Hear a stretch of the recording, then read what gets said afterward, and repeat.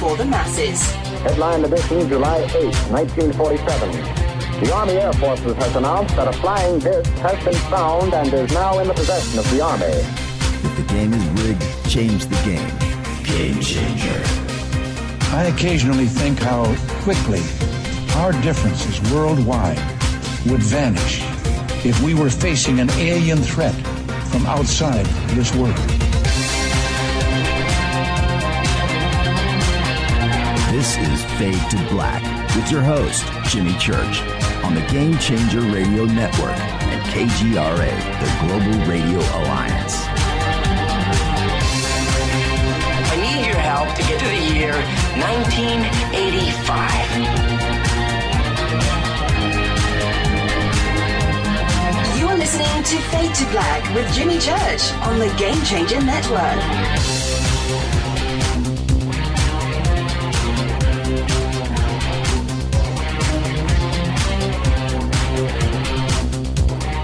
Good evening. Fade to Black. Bespoke radio for the masses. Yeah. How you doing? It's Monday. That's right. It's Fade to Black. What an amazing weekend we had in our community. And we arrived to September 17th, 2018, 264 days into the new year. Just 101 days left. I would like to welcome everybody listening all around the world, all across the United States. We are live from a bunker somewhere in the middle of beautiful downtown Burbank, California. And I'd like to welcome everybody. East and west, north and south, far and near. This is Fade to Black for KJCR, the Game Changer Network, and KGRA, the Planet. I'm your host, Jimmy Church. What is cracking, everybody? How you doing? I hope you had a great weekend.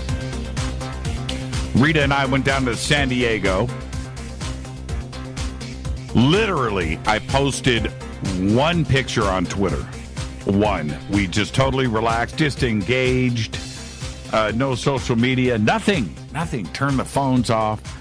And there you go. So we're here. We're back. We've got an amazing week lined up here on Fade to Black. Tonight, Linda Moulton Howe is here to discuss the recent closing of the National Solar Observatory by the FBI and her excellent coverage on that. Of course, I posted an interview that I did with Ransom Godwin over the weekend, who courageously went up onto the grounds in the compound up there and shot some video. And so I was able to reach out to Ransom, and the interview was amazing. And we've got that up. And you can go and check that out. So that happened over the weekend.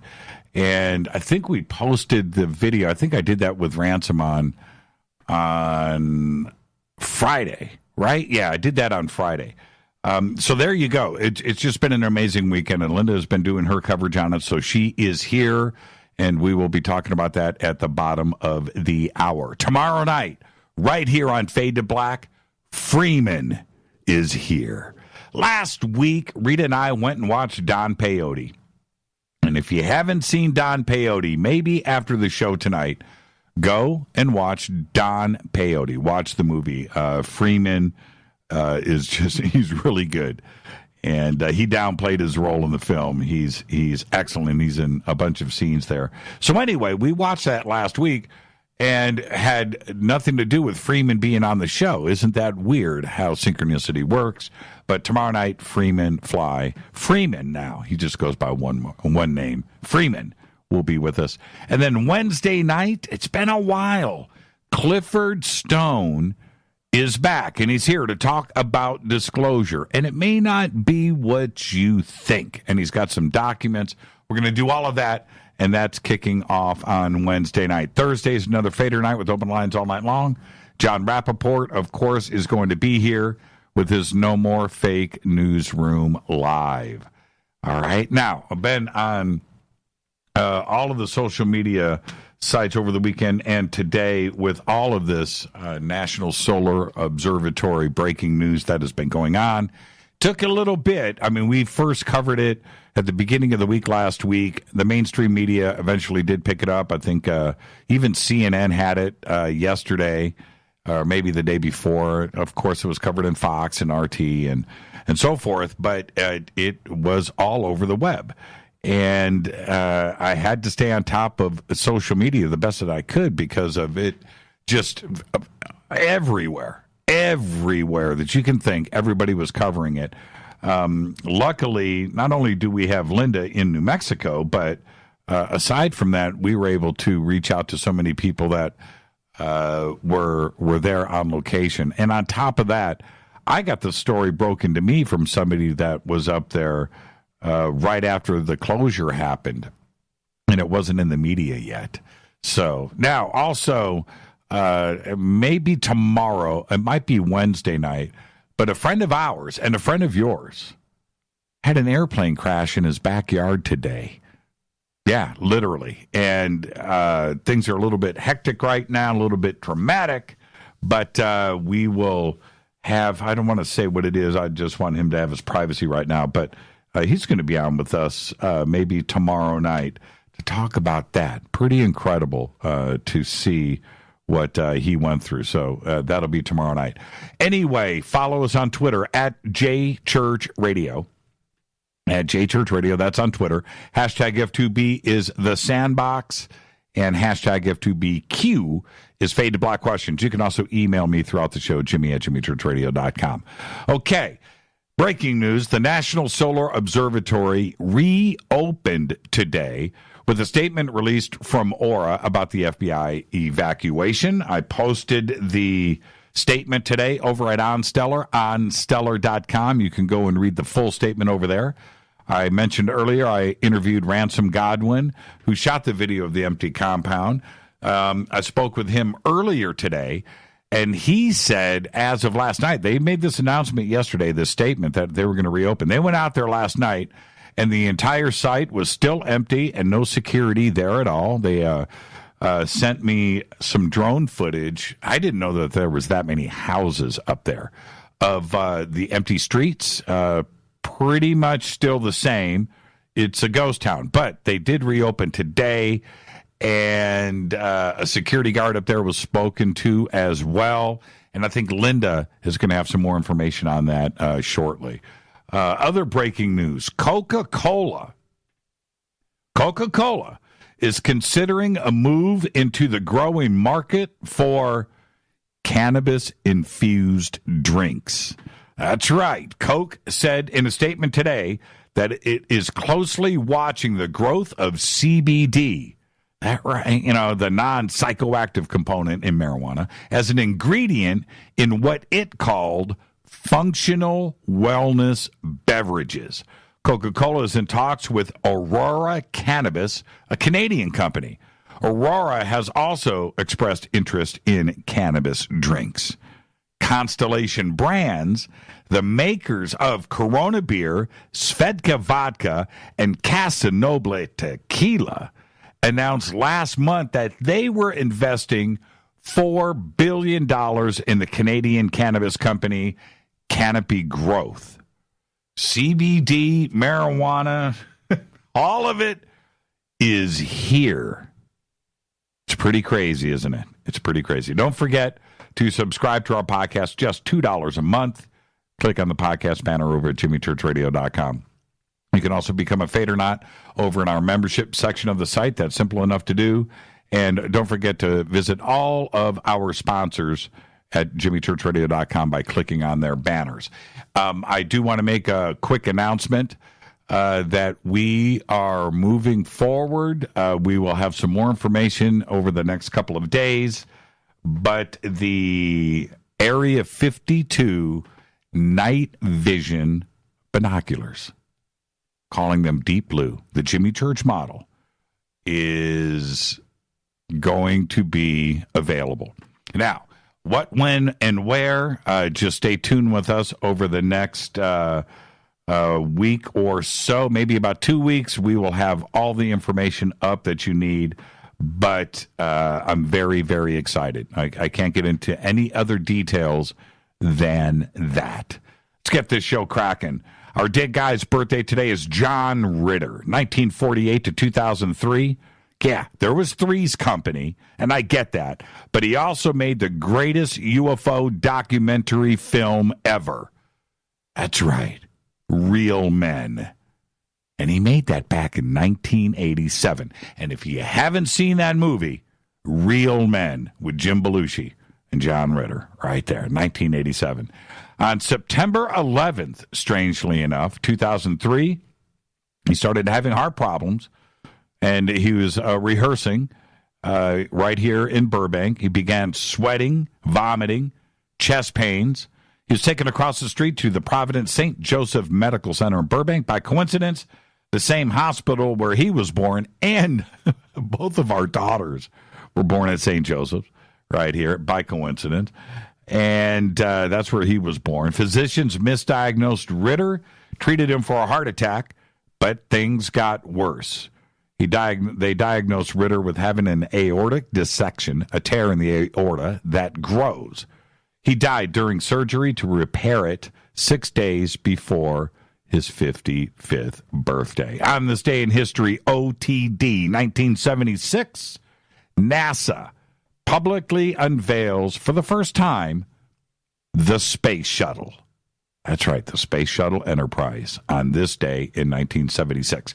Fate or fact, the word oxymoron is itself an oxymoron. This is because it derives from ancient Greek, where oxy means sharp, and moros, which means stupid. Think about that the next time you hear someone using the word trying to sound smart. Think about that. Now, also on this day in history, it's a big day. That's right. I'm bringing on Curtis Don Vito, the lead singer of Snoo, because, Curtis, today your new album is released, and I'm holding it up to the cameras right there. How you doing? Hey, man. Yes, it's out there, baby. Yes, it is. I'm holding it up, and there it is. It's amazing. I've had it for a little bit. I got the sneak preview. But it's a great CD, man. Oh, thanks. Thanks, yes. Where can everybody... You've got some nerve. You've got some nerve. We're making some real statements there with that one. Where can everybody... In light of everything oxymoronic. Yeah, right. Oh, that's funny. That's funny. Where can everybody go and get it? I've got mine. Where can everybody go and get theirs? Well, you can go to our website, snooU.com, or you can go to snoostore.com, or you can find it on iTunes and Amazon and pretty much anywhere. Now, my the opening track on this, "You Are Freaking Me Out," is right there.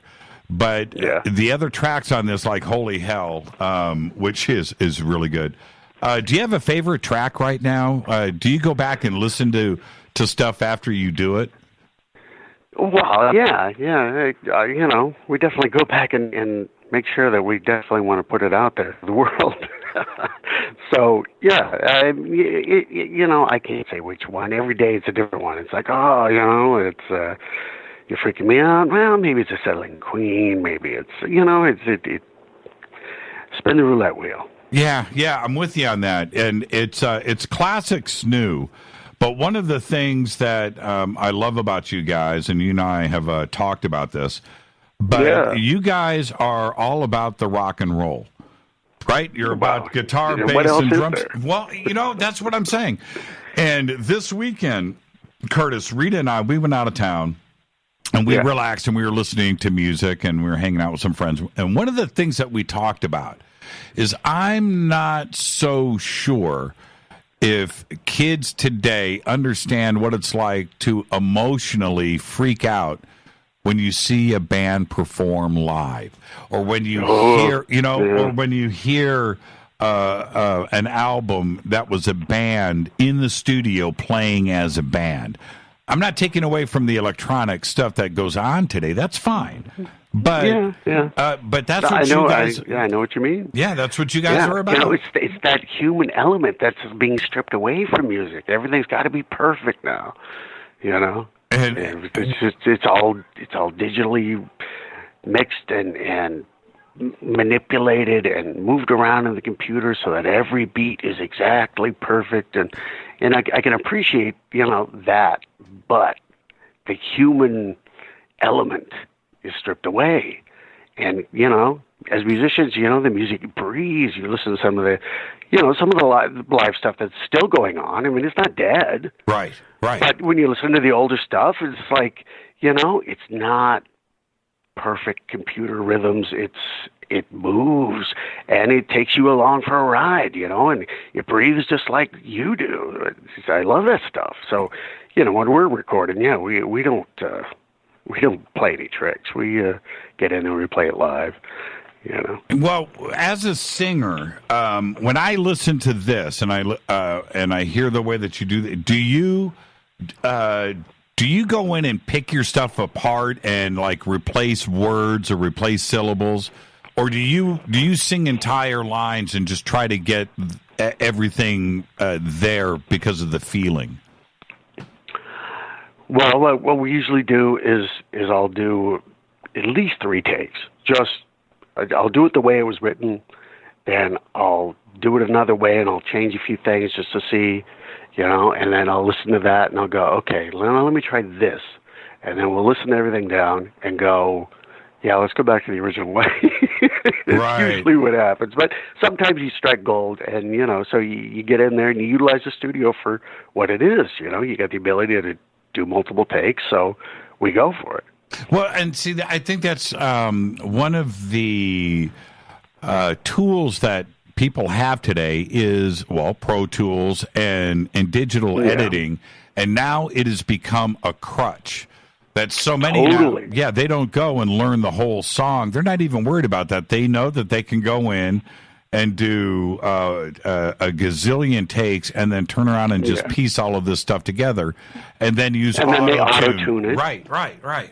Yeah. And you don't have to be a great singer. You could just, you know, auto-tune and, you're perfect. That's right. And so they don't practice anymore. They're not even going to the studio prepared.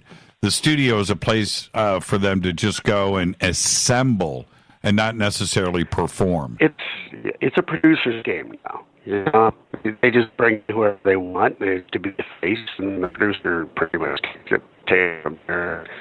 You know, that's why a lot of popular stuff now, you know, is it all sounds the same because there's like 1 or 2 producers producing all those acts, and they're writing the songs. I saw this was last year. I think it was Rita corrected me on it was Beyonce. So Beyonce releases this song last year, and that had all of like 8 words in the entire song, right? 8 words.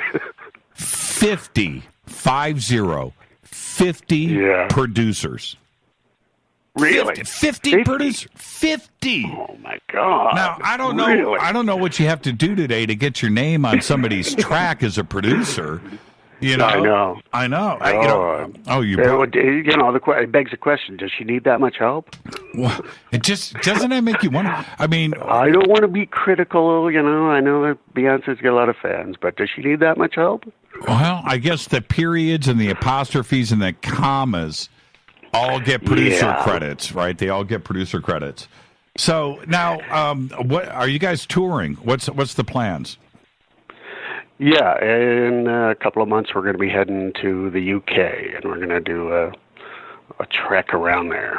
You're gonna and everything booked, ready to go? Yeah, well they're still adding dates, so you know we'll know when we get there. Yeah, I know how that can go.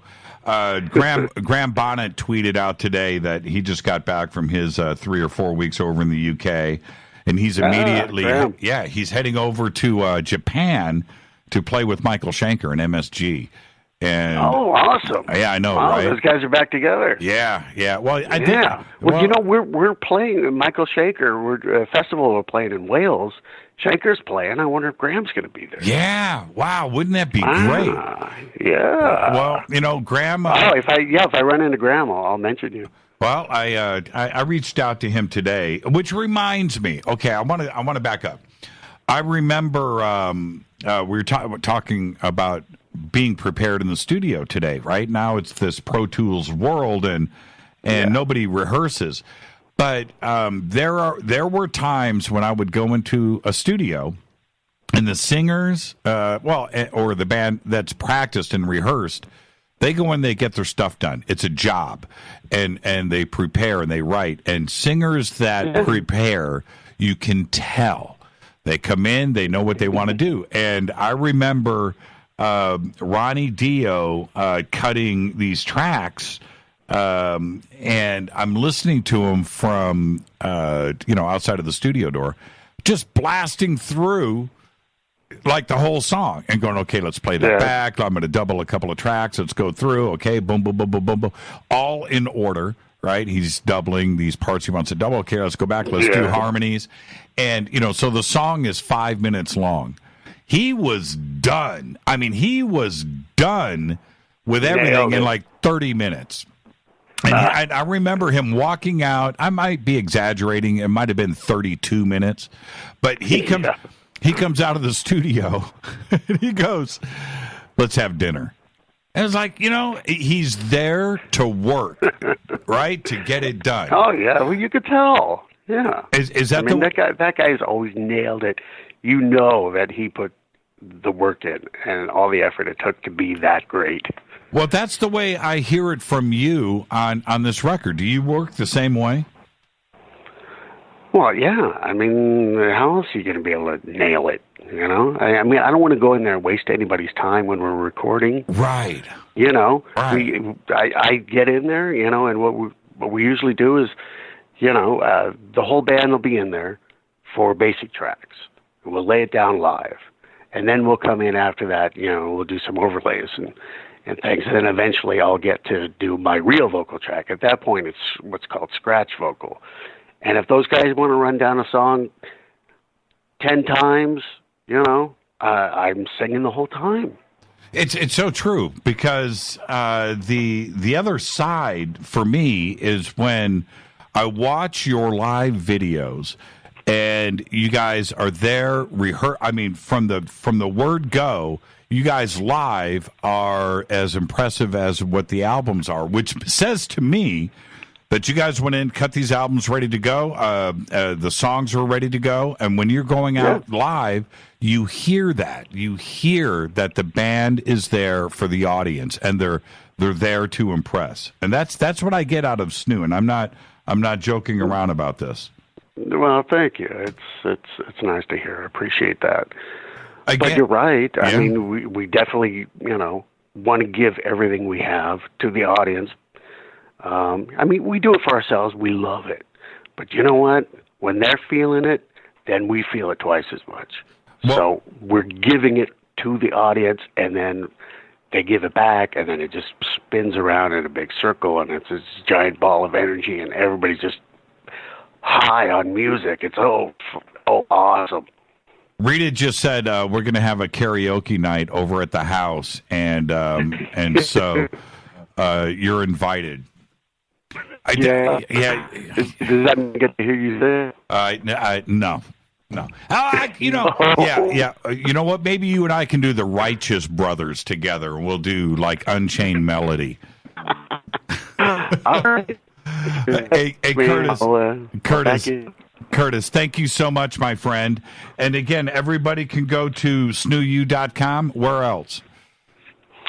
You can find us on Amazon and iTunes and Spotify and any place you want to go. It's an amazing record, man. Congratulations. It sounds it's everything that rock and roll should be, and I love the rock and roll. And Curtis, thank you so much. And there's another part of this, everybody. This is so much for our community. Just go and listen to the words, and where Curtis comes from and where his mind is. And this is for our community. It's just really well done. Thank you so much, Curtis. Thanks, Jimmy.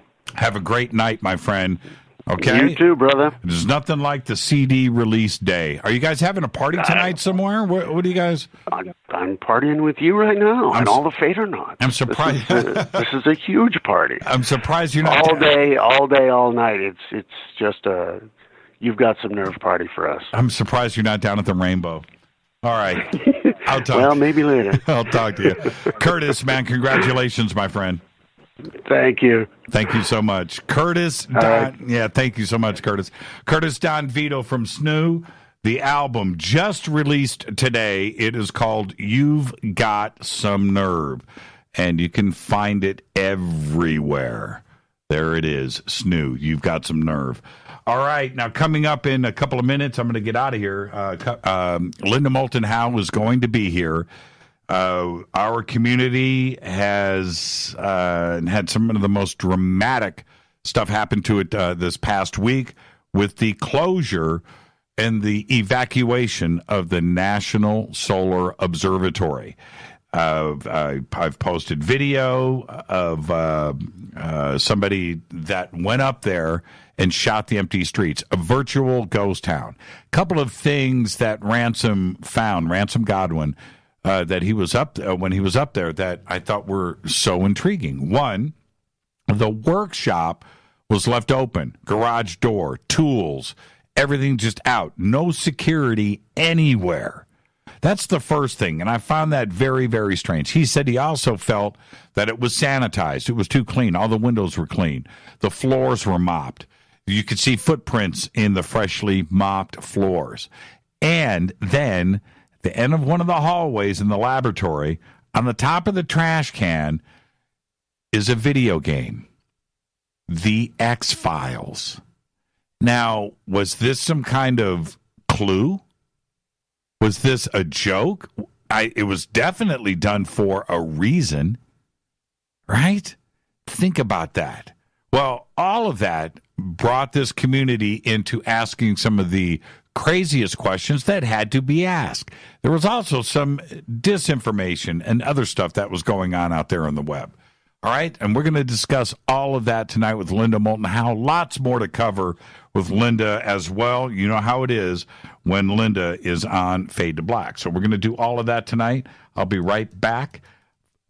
Fade to Black on the Game Changer Network and KGRA The Planet. I'm your host, Jimmy Church. You can follow me on Twitter at JChurchRadio. And I'll be right back with our guest, Linda Moulton Howe. Stay with me.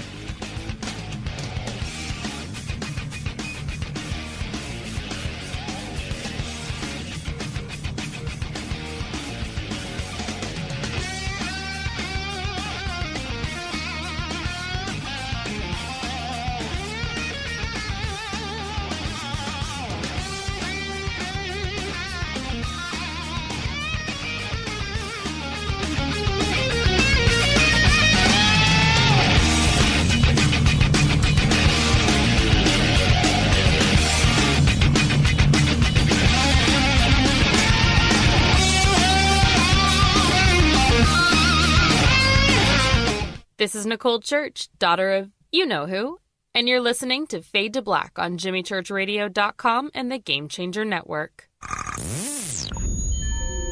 You're listening to Jimmy Church, Fade to Black. Fade to Black will now pause for alien identification. The station that talks the net. KGRA Radio. When you take the beans from Central America with dashes of Indonesian and African mixed in and then roast it to the dark side of Fade to Black, you create the ultimate brew of fringe. Introducing the Fade to Black blend from Rivermoon Coffee. Yes, Rivermoon's darkest customized roast was created for the love of Fade to Black. The alchemy of masterful roasting and smoking the beans is in every sip of this full-bodied, dark Java. I need my coffee dark, deep, with distinct bittersweet chocolate highlights, just like the bunker. Leaning further into the darkness of the roast is Fade to Black Blend from River Moon Coffee. Just click on the banner at jimmychurchradio.com and use the promo code F2BBLEND for 15% off of your order today. Go Beckley Teppy. This is Jimmy Church of Fade to Black, and you can get our podcast for just $2 per month. All you have to do is click on the podcast banner over at jimmychurchradio.com. Times are changing. The circus of politics, healthcare's low standards and high prices, and let's not forget food quality. What to do? Arm yourself with Life Change Tea at getthetea.com. In a world of chemical imbalance and poor air and water quality, it's time you make a move. Log on to getthetea.com and stock up on organic non-GMO supplements. Don't forget the tea. Cleansing your body never felt so good. And we have a brand new tea called Takedown Tea, which helps support healthy glucose. All natural body support so you can be at your best, naturally. All you have to do is log on to getthetea.com. That's getthetea.com. We're not a fad that comes and goes. We are the real deal. Join us and armor up. Getthetea.com. That's getthetea.com. Changing America's health one tea bag at a time. 9 out of 10 geneticists agree. Fade to Black is not your father's radio show on the Game Changer Radio Network and KGRA, The Planet. Do you want to lose weight but have no idea where to begin? The Fast Start Diet, a 3-day weight loss plan, is the answer. 3 days of nutritionally balanced, calorie-restricted meals delivered right to your door. No shopping, no measuring, and no cooking. Everything is prepared for you and ready to eat at home or on the go. The Fast Start Diet has all the amazing benefits of intermittent fasting without starving.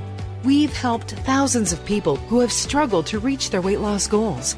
Isn't it time we helped you? With the Fast Start Diet, you'll lose weight and feel great. Find Fast Start Diet on Amazon or go to faststartdiet.com and use promo code TALK to get 10% off your first box. And as a special bonus, Fast Start will include their #1 rated Lipo3 appetite suppressant spray free with your order.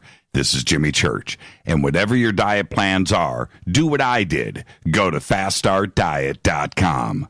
Hi, this is Rob Reiner from Anvil, and you're listening to JimmyChurchRadio.com. What's up? I'm Chris. What up? This is Kyle Massey, and you're listening to Jimmy Church Radio.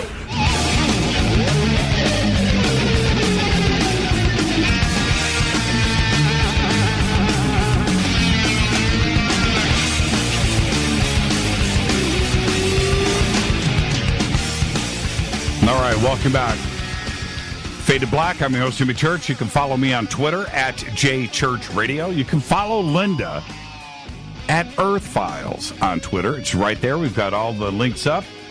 Come and join the conversation, hashtag F2B. We're going to burn through 2,000, 3,000, 4,000 tweets tonight and come over and join the conversation. Any questions or comments during the show? Hashtag F2BQ.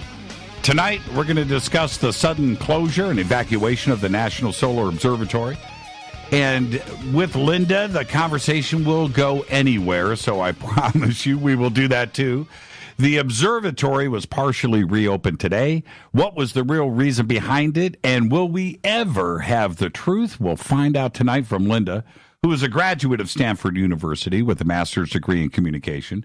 She has devoted her documentary, film, television, radio, and writing and reporting career to productions concerning science, medicine, and the environment. She has received 3 regional Emmys, a National Emmy nomination, and a Station Peabody Award.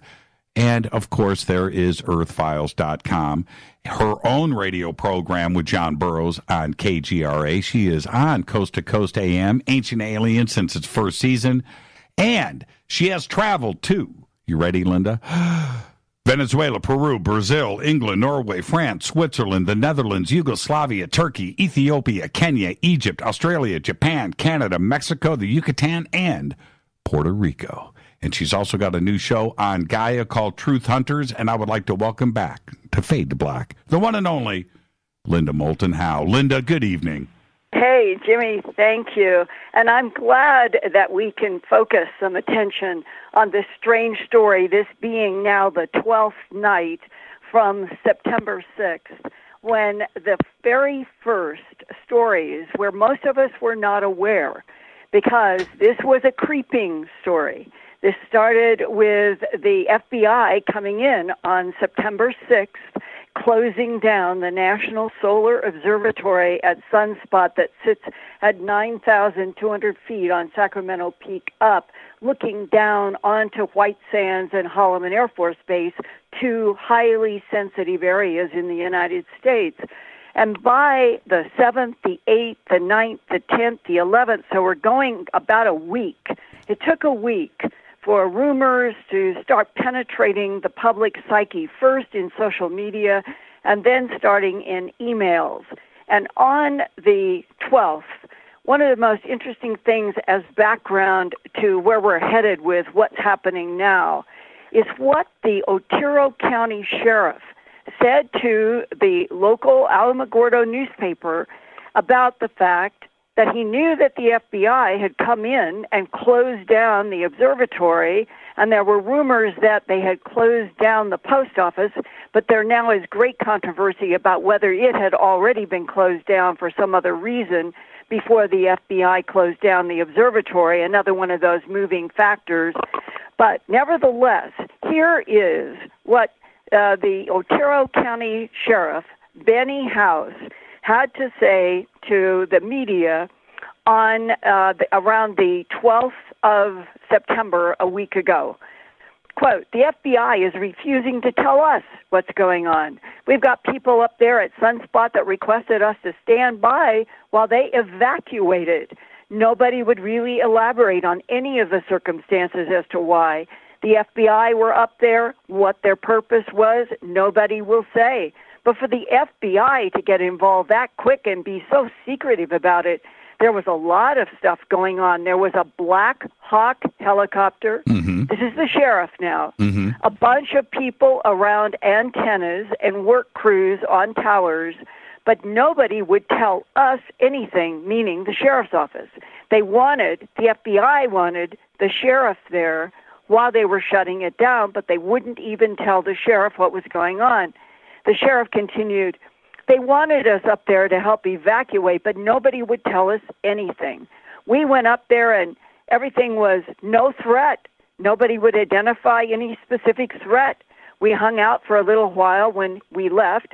No reason for us to be there. Nobody would tell us what we were supposed to be watching. Okay, now, that was the sheriff.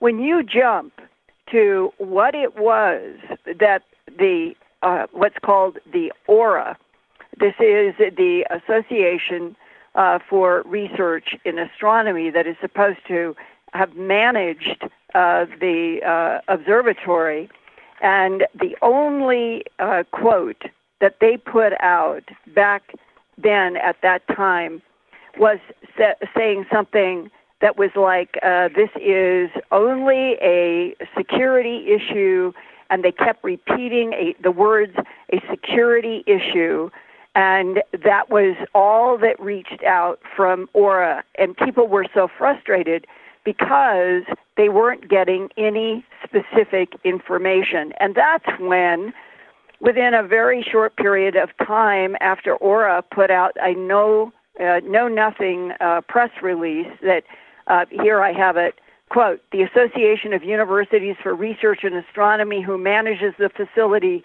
is addressing a security issue at this time. We have decided to vacate the facility as precautionary measure. It was our decision to evacuate the facility, and that was the fulsome press release back then. Okay, so now why this started becoming the international story that it did is because after that list, within probably a day, I started getting emails coming from all over the world, literally, saying that half a dozen solar observatories in both the northern and the southern hemisphere had been shut down. It was a conspiracy. Something was happening on the sun that the world was not supposed to see. And I'm reading these emails and thinking, number one, if something's happening on the sun, if you black out 6 observatories on the Earth, it doesn't mean anything. There are over 1,000. There would be all kinds of telescopes that would be focused on something. Shutting down 6 didn't make any sense. So I asked my colleague, Peter Lavenda, if he would do some checking on what was the state of solar observatories on planet Earth in the northern and the southern hemispheres on September 12th.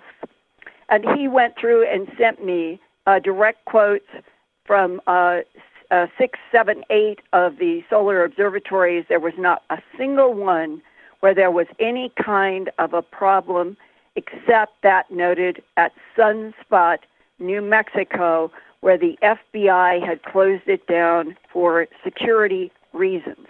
Now, by that time, that night, I started receiving a bunch of, there are 800 UFOs parked around the sun, and the world is trying to keep people from seeing it, and it got crazier and crazier, and it was clearly people taking advantage of a story that was beginning to run with rapid legs and make hysterical headlines so that they could make some money on the clicks to their websites. There's no question that that is what started happening with those crazy headlines. Mm-hmm.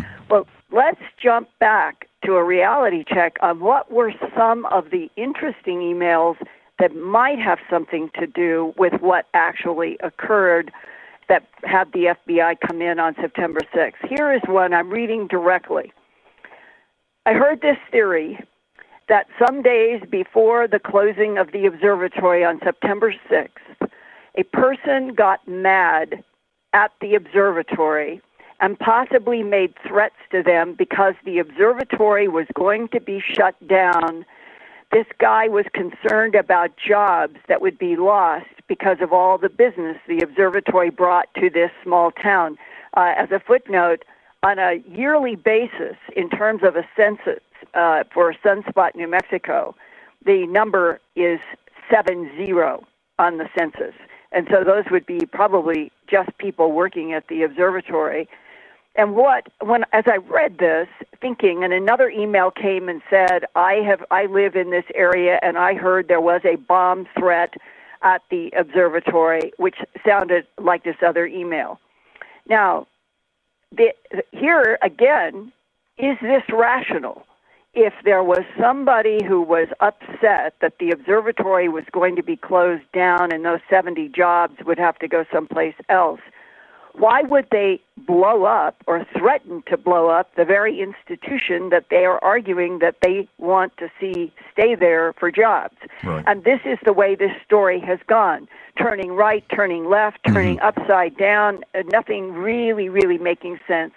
And then when you get to yesterday at 5:30 p.m., I got the release from AURA, the Association of Universities for Research in Astronomy. They're based in Washington, D.C. This is the only second comment that they have made since the very first one on September 6th, which didn't say anything. This is much longer, and I think it is worth at least going into some of it, because this is the current official authority, and then we'll talk about the people who are up there looking at the entire site through drones and walking around today. But here is, as of 5:30 p.m. Mountain Time, yesterday, Sunday, this is what came to me at earthfiles.com in an email. Quote, Sunspot Solar Observatory is transitioning back to regular operations as of September 17th, and that would be after being closed for 12 days from September 6th.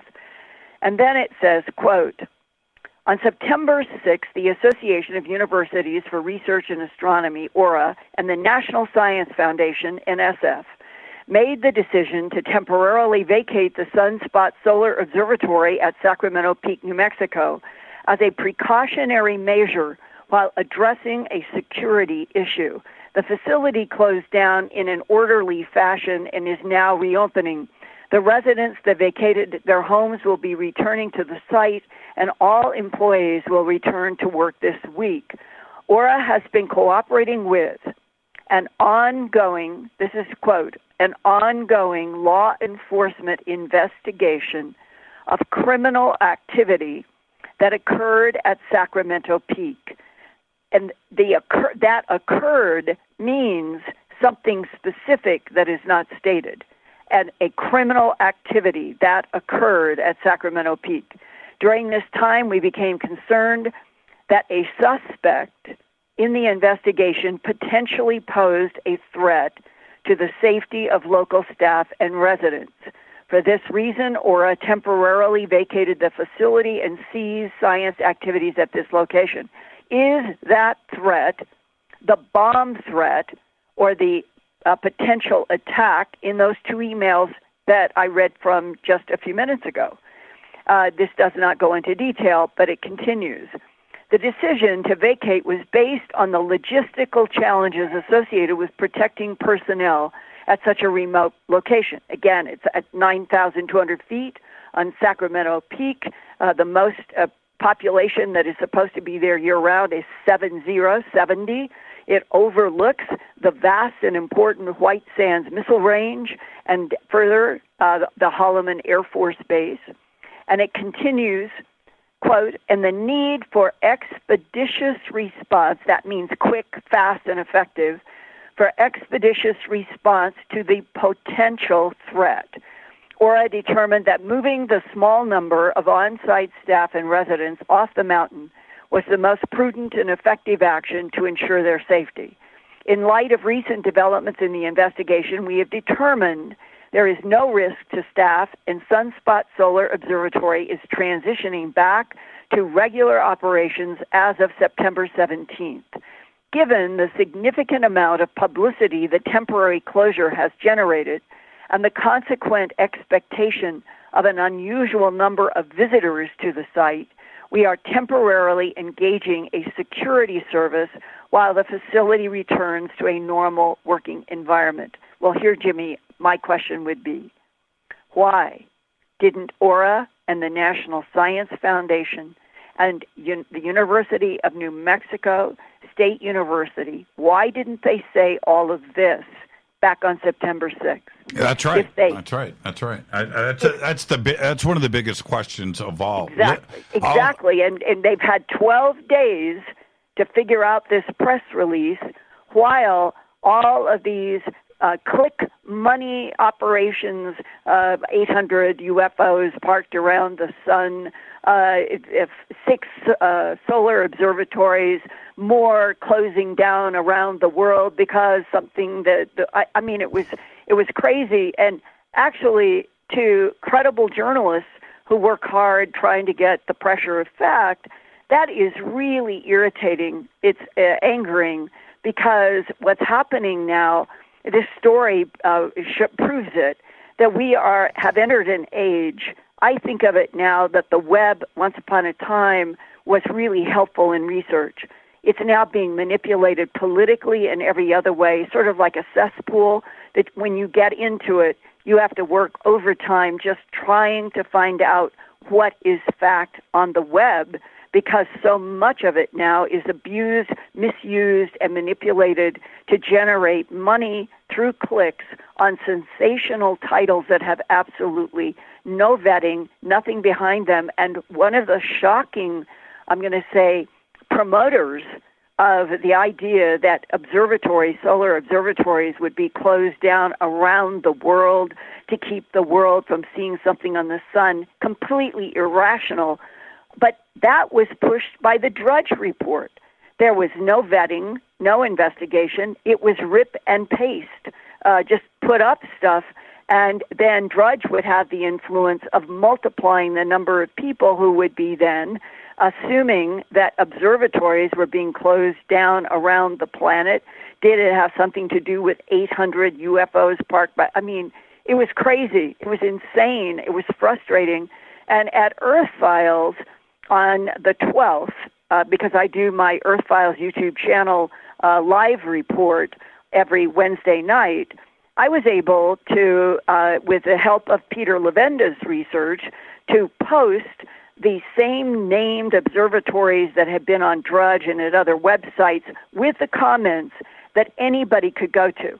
Any website with any solar observatory or any telescope, you can do that yourself. You can type in a search, you can put in a title, you can read about the status of the observatory, which is what Peter did, and then I put it together saying, here, there's nothing, there's none of these observatories that are down, and this then was where the tide began turning from what I was seeing. Audiences and people started sending me hundreds of emails saying, thank you for bringing some pressure of fact to this story. And as of today, we far exceeded 100,000 views, and I'm grateful because it means that not all is lost.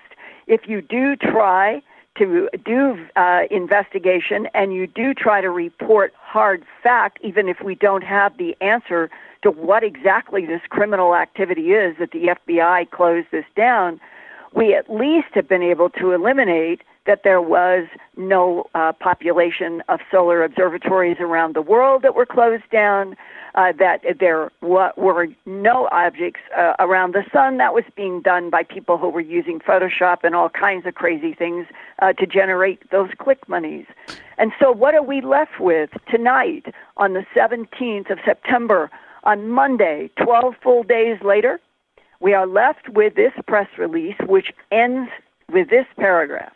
Quote, we recognize that the lack of communications while the facility was vacated was concerning and frustrating for some. However, our desire to provide additional information had to be balanced against the risk that if spread at the time, the news would alert the suspect and impede the law enforcement investigation. That was a risk we could not take, close quote. And in that last paragraph, it's like they almost pull the rug out from under everything else preceding. They are basically saying that whatever this is, with a suspect, criminal activity, it has still not been explained at any level. What is this criminal activity? Well, I have news on that. I have news on that. So okay. I'll help you out on that right now. But you bring up one of the craziest points about this press release here. How are they trying to keep this quiet from the suspect with frigging Black Hawk helicopters and the FBI and an evacuation? And a sheriff right, who puts out the kind of press release that he did that then caught everybody when that sheriff, who is a credible guy, was frustrated. And that meant that everybody else in the media, myself included, says something weird is going on here. And then why didn't NSF, why didn't Aura step up to the plate exactly then and explain? And this press release, even though it's better, Jimmy, it is frustrating because lacking. It makes it sound so serious and it doesn't explain anything. Okay, so this is what I've got. This is breaking right before the show. Is that there was $15,000 worth of communication equipment that was stolen up there from one of the employees and was taken out into the market. It was not computer equipment, but it was very specific communication equipment.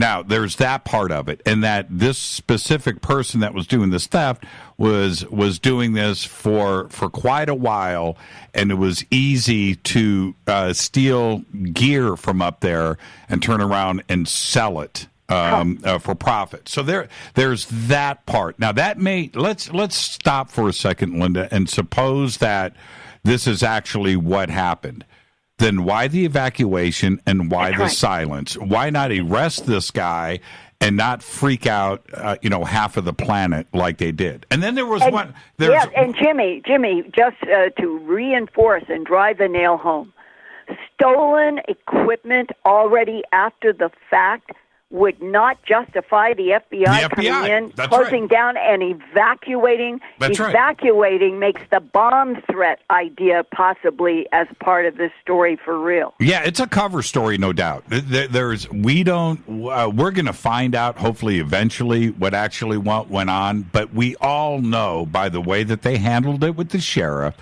and with the evacuation and the dead silence with the media, that we didn't know if it was environmental, Linda. We didn't know if there was a threat to the community or to the wildlife. Was there some kind of radiation leak? We didn't know anything, right? Or was it E.T., right? We didn't know anything. Right. But there were, in the past week, UFO reports over Mount Taylor. That's that's going toward the Roswell region. And if you say that Sacramento Peak overlooks White Sands, Holloman, in that general area that historically, for at least 70 years, has had some association with UFOs, you can see that any headline about the observatory being closed down without explanation, that you're going to have a percentage that are going to jump to that, which then went wild with the jerry-rigged photos or images that were phony having to do with UFOs. And it just shows you, if it was stealing equipment and selling it, it still does not explain the evacuation, taking everybody out, and having security there today. Why would it still be weird? I talked with, he asked me to call him Paul M. You know him. Yep. He is a drone pilot. Yep. He was good enough to go there today, and I made some notes about some of the things that he had to say. It's very interesting, and here is one of the most interesting of all. Some people appear, he talked with him, appear to have been silenced by NDAs, non-disclosure agreements. He spoke to a solar observatory visitor this afternoon, off the record, who said they had signed a non-disclosure form and that they were compensated enough money where they would not want to talk.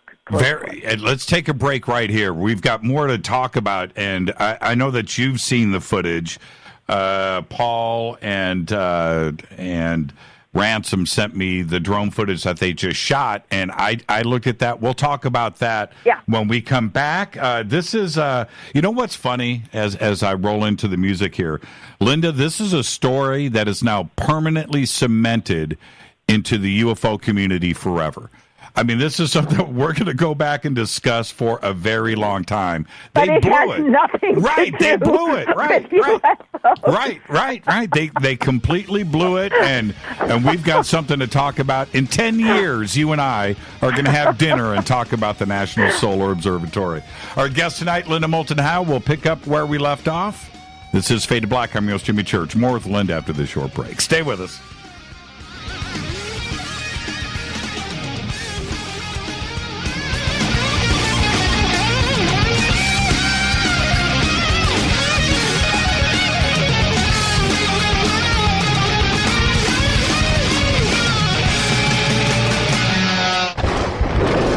This is Fade to Black with Jimmy Church on the Game Changer Radio Network and KGRA, the Global Radio Alliance. This is KGRA Digital Broadcasting Station, Salt Lake City, Utah, Van Buren, Arkansas. Folks, this is very important information. What's to be said about CBD? AncientLifeOil.com. Our CBD is made from hemp and has 0.003 THC, which means this wonderful product won't get you high, no matter what amount you take. What does CBD do for the body? My hands are tied. But you can Google CBD benefits and be astounded. When you're finished reading, you'll want to log on to ancientlifeoil.com. That's ancientlifeoil.com and purchase. Life is good when you feel good. People are tired of pain. People are asking for non-GMO organic products to help them with you fill in the blank. Legal in 49 states, and again, our CBD is made from hemp. Ancient Life Oil is about helping people one by one by one. If you wonder how good the product is, the CEO takes it every day without miss. AncientLifeOil.com. That's AncientLifeOil.com. Have a great day. Hello, I'm Katie, and you're listening to my main man, Jimmy Church, on JimmyChurchRadio.com. Hi, this is Ray Hobbs here, repping the planet, and you're listening to my good friend, Jimmy Church, Fade to Black, on the Game Changer Network and the KGRA digital broadcast station. This is Toby Kebbell. You're listening to JimmyChurchRadio.com. Don't hurt me, Jimmy. I'm only little. Hey, I'm Adrian Grenier. And this is Ari Gold. We're the Honey Brothers. Yes. We are of the Honey Brothers. Hey, I'm Adrian Grenier. And I'm Ari Gold. We're the Honey Brothers.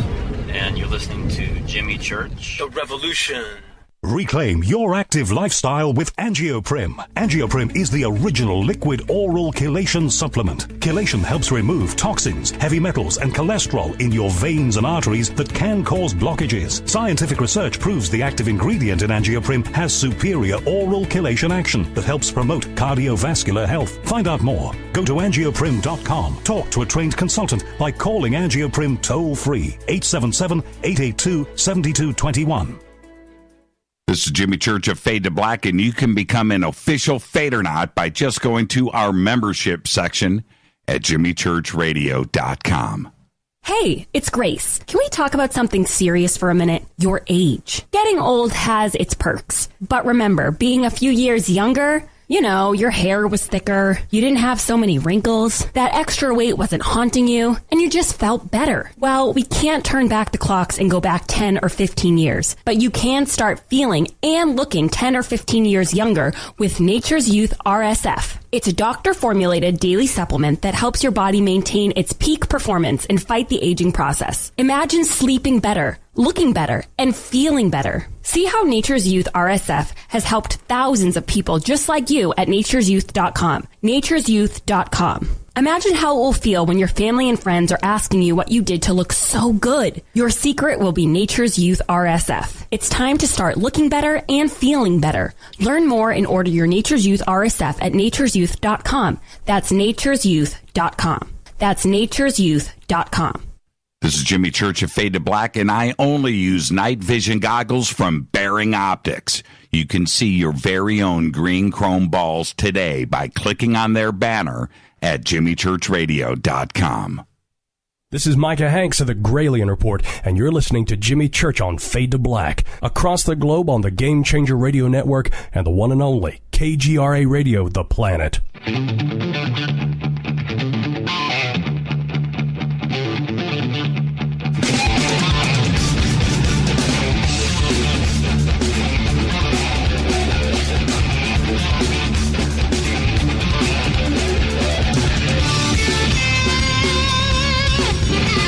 All right, welcome back. Fade to Black. I am your host, Jimmy Church. Our guest tonight, Linda Moulton Howe. We're going to talk about a lot tonight, but right now we're discussing the closure of the National Solar Observatory in Sunspot, New Mexico. And Linda, okay, now a couple of things. I want your thoughts here. Mm-hmm. A couple of really interesting things stand out for me. As you know, Ransom Godwin went up there and took a walkthrough and shot this video. I interviewed Ransom last week, and what he experienced and went through up there, all interesting. 3 points. Number one, when he pulled up to the police tape, the Otero County Sheriff was there, and just said, "Yo, what's up?" and split. Left him at the gate to walk onto the property. Now, that right there, I don't know what the answers are, but I don't know about you, but a sheriff has never let me get away with stuff, right? Okay, so that... Right. Okay, right. Okay. Okay, hold on. We'll come back to that. I'm going to give you my 3 points. The second one that I thought was extremely interesting was that the workshop for the cars up there and the trucks, the garage doors were left open, and all of the tools and the mechanic stuff were all left out in the open. Anybody could have gone in and vandalized it. That I found strange. The third thing was they boarded up all of the windows of the houses like they were expecting a hurricane. That was strange. And then the fourth thing that I just find trippy as all get out is that he saw, and it's on videotape, on top of one of the trash cans in the sanitized hallway that was just mopped and cleaned up and the windows clean, on the top of the trash can is an X-Files DVD. Now, wait, if you're not trying to mess with the public's mind, none of those four things right there don't make any sense. If the FBI is going to go up there and evacuate and then turn around and allow all of this to go down... And the contradiction between having garages open, because that's what Paul M. also, he told me. Yeah, Paul was there. He was there. And Paul is a friend of Ransom's. Mm-hmm. And Paul was there today and called and talked to me this afternoon, like at 3 p.m., not that long ago.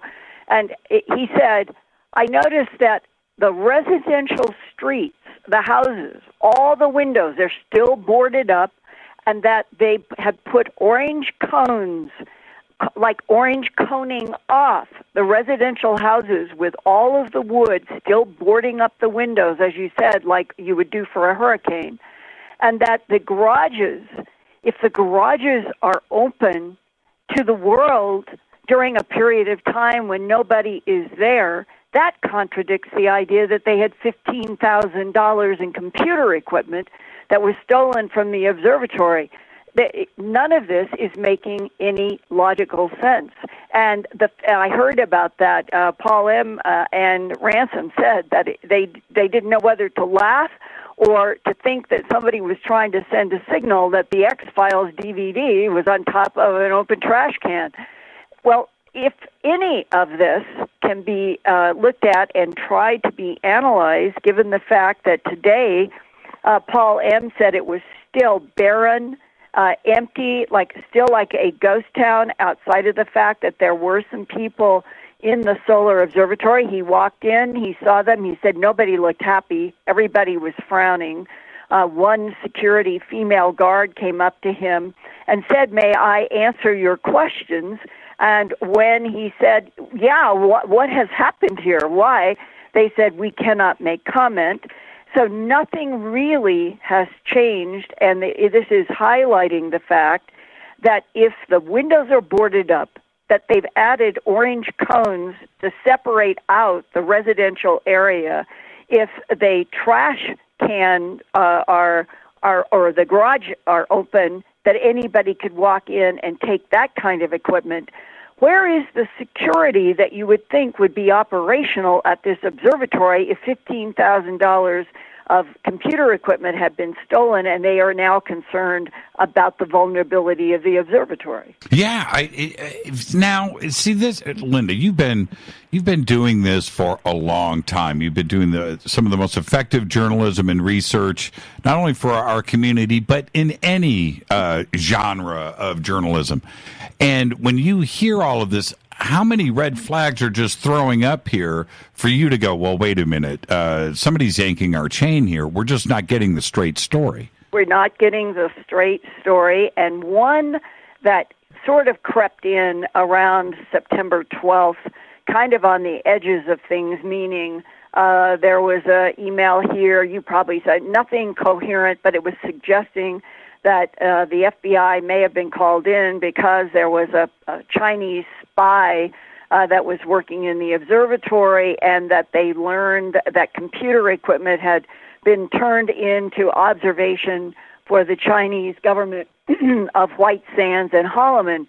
Well, that is not proven. I'm saying those are the kinds of around the edges of the story crept in the possibility of international espionage, and why I think it's worth bringing up, even though nothing has been proven, is that when you consider the fact that the Solar Observatory and White Sands and Holloman Air Force Base, we do get international scientists, we get international people and military that come into these sensitive areas. The possibility that something like the observatory at 9,200 feet could have been hacked into or turned into some kind of an observation post so that they could keep track of something at White Sands and Holloman, that is another area that there hasn't been much discussion about. But it might be closer to a real truth, and look at how sensitive our government is to the idea of any international espionage now because of all the Soviet stuff. So I'm laying that out there not as any other thing but to say we have not had anybody explain to us what possible international sabotage could that observatory be misused because it is up above such sensitive military areas. And so that's a question mark that hangs out there. And yet that would not explain how garages would be left open that anybody could walk into while they boarded up windows and they're putting orange cones at the houses. Yeah, and to do all of that and just put up some simple police tape, and then anybody that wanted to drive up the road and walk onto the property could do so. It's a contradiction. It's a paradox, actually. It's like a real paradox. It is. And it's okay. Now, let's explore a couple of other ideas here. One of them that you have been covering along with myself for a while now, our fast radio burst. Two days before the raid, the big announcement came about the repeater, right? The repeater FSB. That pops out. Then there was some rumors the day before of the closure that I was following up with was that SETI was involved with their, along with the other scientific crew with the fast repeater, were all tied into these observatories in New Mexico. Is there a possibility, Linda, that this observatory or shared information with another observatory about picking up and detecting something? Well, I don't know about the last question, but I know a lot about the first question. The fast radio burst is a story that has been developing and evolving for a decade, not before. And that it's in the last year that I did an interview with Avi Loeb. He is the chairman of the astronomy department of Harvard University. He is on the board of directors for Starshot. Starshot is this very exciting project. I've done a lot of work about this at Earth Files. Everything I'm saying now, anybody who would like to get in depth, you just go to www.earthfiles.com. In the search, you type in fast radio bursts, and you will see the many reports I have done about that. Type in Starshot. It's usually all caps, STARSHOT. I've done a lot of work on that. Starshot was funded about 2 years ago by the Russian billionaire who now lives in San Jose, and he, working with Harvard, working with other astronomy departments, their idea boils down to this. Can we get lasers put together in a bank that would be the propulsion system for small craft? 2 or 3 years ago, they were calling them wafer, W-A-F-E-R, wafer craft. Think of your iPhone. Imagine that we are now going to start moving into outer space in Starshot by projecting iPhones at, say, 20%, 30% the speed of light by the propulsion of lasers, light pushing at those iPhones that will be protected by a small shield. And the big idea is that maybe in 2 years, maybe 3 years, we will start one. There's a question about whether we're going to launch from the Earth or from the Moon. If we can get a launch facility up on the Moon, we're not fighting atmosphere, but we would have to get a facility on the Moon, so it may be the launch will be from Earth through the atmosphere first. Whatever happens, here's the goal. If they can get one of these, we'll call them the iPhone-type wafer craft going at 20% the speed of light, and then in a few months they do one at 30%, and then next year maybe 40%, and that they start getting a whole bunch of these small craft being propelled by laser light going at these percentages of the speed of light toward Alpha Centauri. Alpha Centauri is 4 light years from Earth going full tilt 186,000 miles a second. So if you're going 30% or 50%, let's take 50%, it's easier to calculate.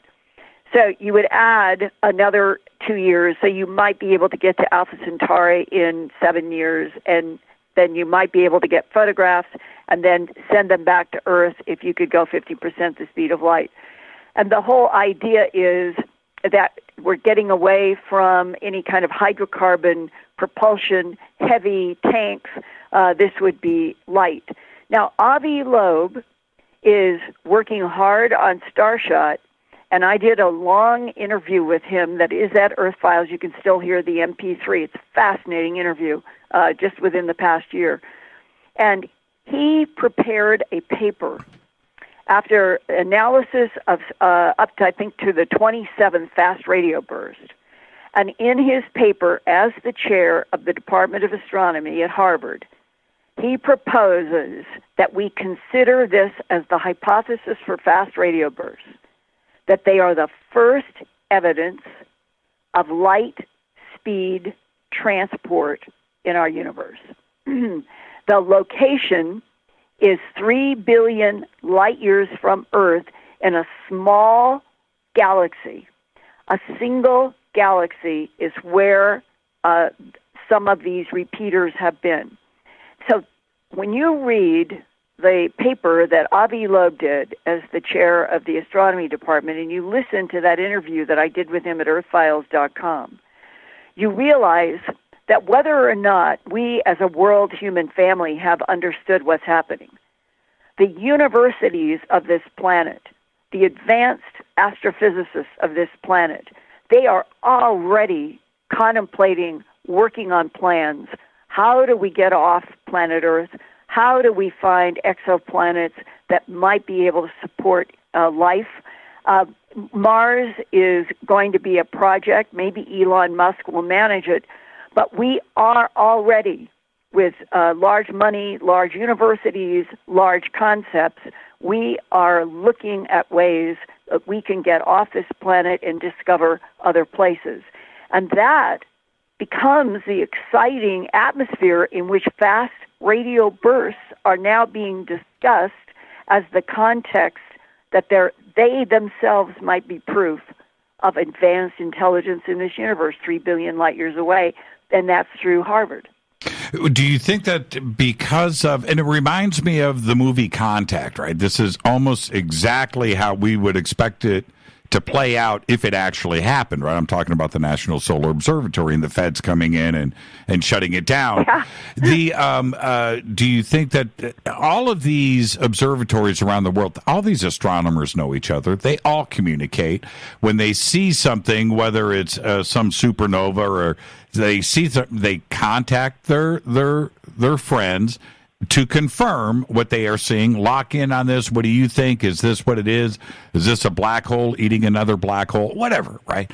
Do you think that there is the possibility that they were communicating about a fast radio burst and what was going down this week, and maybe the feds had to go in and sanitize this place and then just use some crazy cover story, and that they went in and removed any evidence of any communication? Well, here's the problem with that hypothesis. There is absolutely no indication of a threat of any kind. The fast radio bursts last less than, this is hard to believe, They last less than 1/2 of a second, but the energy from these 3 billion light years away is equivalent to 500 million of our suns. This is where the very first data, as scientists just couldn't believe what they were looking at.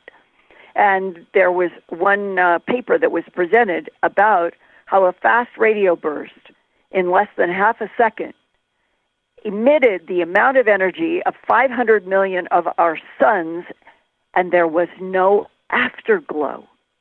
That's just incomprehensible. Right. How could there be any kind of an energy surge like that in 1/2 a second and no afterglow, no heat signature, nothing left over? Well, depending upon what this advanced technology is, which is what caught the attention of Avi Loeb and others, that's why he put together this wonderful paper to read on the hypothesis that this could be the very first evidence of light speed technology operating in such a way that we expect afterglows.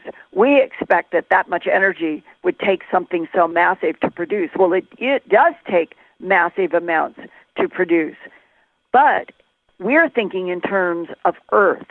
Right. We're not thinking in terms of what's out there, and that's what's so exciting about the fast radio burst research right now. Now, ultimately, what do you think, if you were going to take a crack at this, journalist friend of mine, why did they close down the National Solar Observatory? Well, I think at this point that we've heard pieces, but nobody has told us the real heart. And that would be the pattern is the sheriff was deliberately left out. The FBI, it was in charge right from the beginning, and their jurisdiction would be national security. National security could involve international, or it could be spies or national, or it could have to do with some kind of theft, as you pointed out. But the theft might be the coverage for something like that more insidious story of equipment at the Solar Observatory being hacked or used by a foreign country to monitor and watch White Sands and Holloman Air Force Base.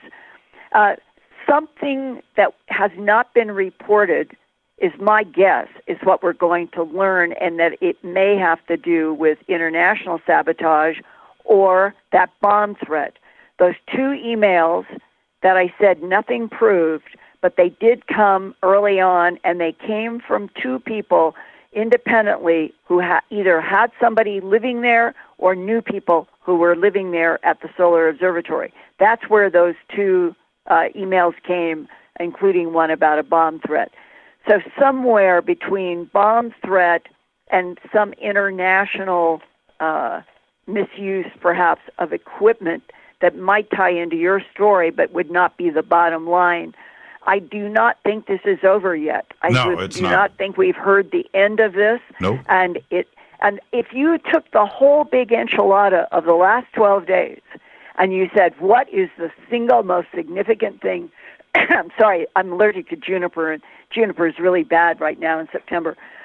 It would be that a federal authority like the National Science Foundation and Aura in Washington, D.C., would not have been smarter about their very first press release to the media and to the world. I know. And if you are an employee up there, let's say Linda Moulton Howe's living in one of those houses with your husband and maybe even a child and a dog, right? And they're going to come to you and say, you got to pack up and you got to leave this afternoon. You better have a good reason, federal agency or not. And what Paul M. learned today that I talked about, that if somebody has been paying good money that was supposed to be money high enough that you're not going to argue about signing a non-disclosure agreement, quote, this is directly from Paul, they had signed a non-disclosure form and said they were compensated enough money where they would not want to talk. Now, what is behind feds doing that? I don't know. And this is the other thing, the bomb threat part or espionage. I would expect, and I've heard all of this, and so have you. I would expect the ATF to be involved if there's explosives. I would expect the Department of Homeland Security to be up there with spies and espionage and computer hacking. That there would be, not to say that the FBI may not have the overall jurisdiction, but you're going to bring in if there's a bomb threat, I don't want the FBI up there. I want the ATF up there. I could be wrong, but as a resident up there, I would want to know that this is being handled correctly, and it just seems like it hasn't. And that's the part, the story doesn't wash. Yeah, nothing yet has come into gel to focus, and that's why this is not over.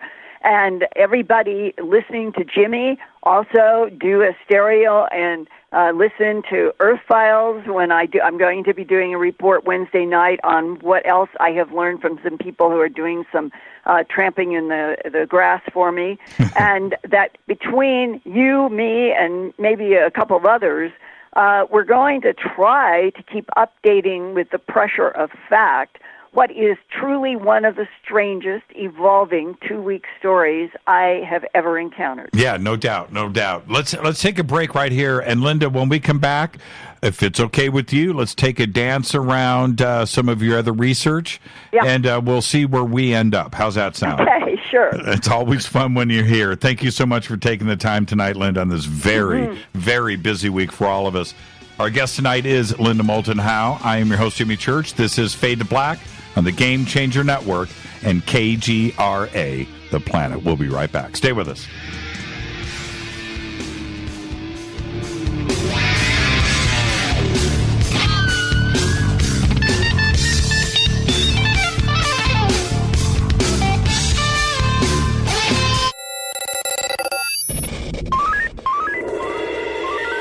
Way out here, we listen to Jimmy Church. You're listening to Fade to Black. Always on the edge of the hottest alternative talk. Jimmy Church with Fade to Black. KGRARadio.com. ¿Qué tal, mis amigos? Yo soy Mario Carson, el tiburón, y los invito para que escuchen a mi buen amigo Jimmy Church Radio. ¡Claro que sí!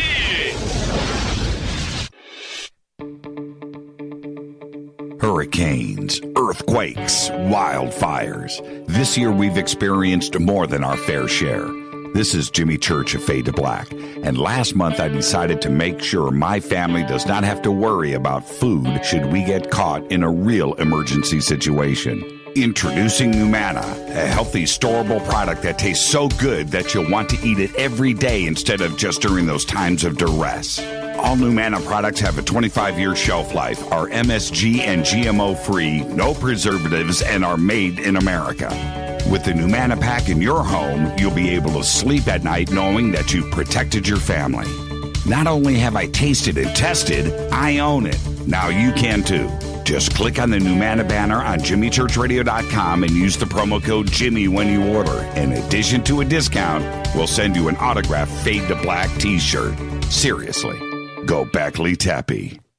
Do you want to be an official Fadernaut? Of course you do. This is Jimmy Church of Fade to Black. Just go to our membership section at JimmyChurchRadio.com.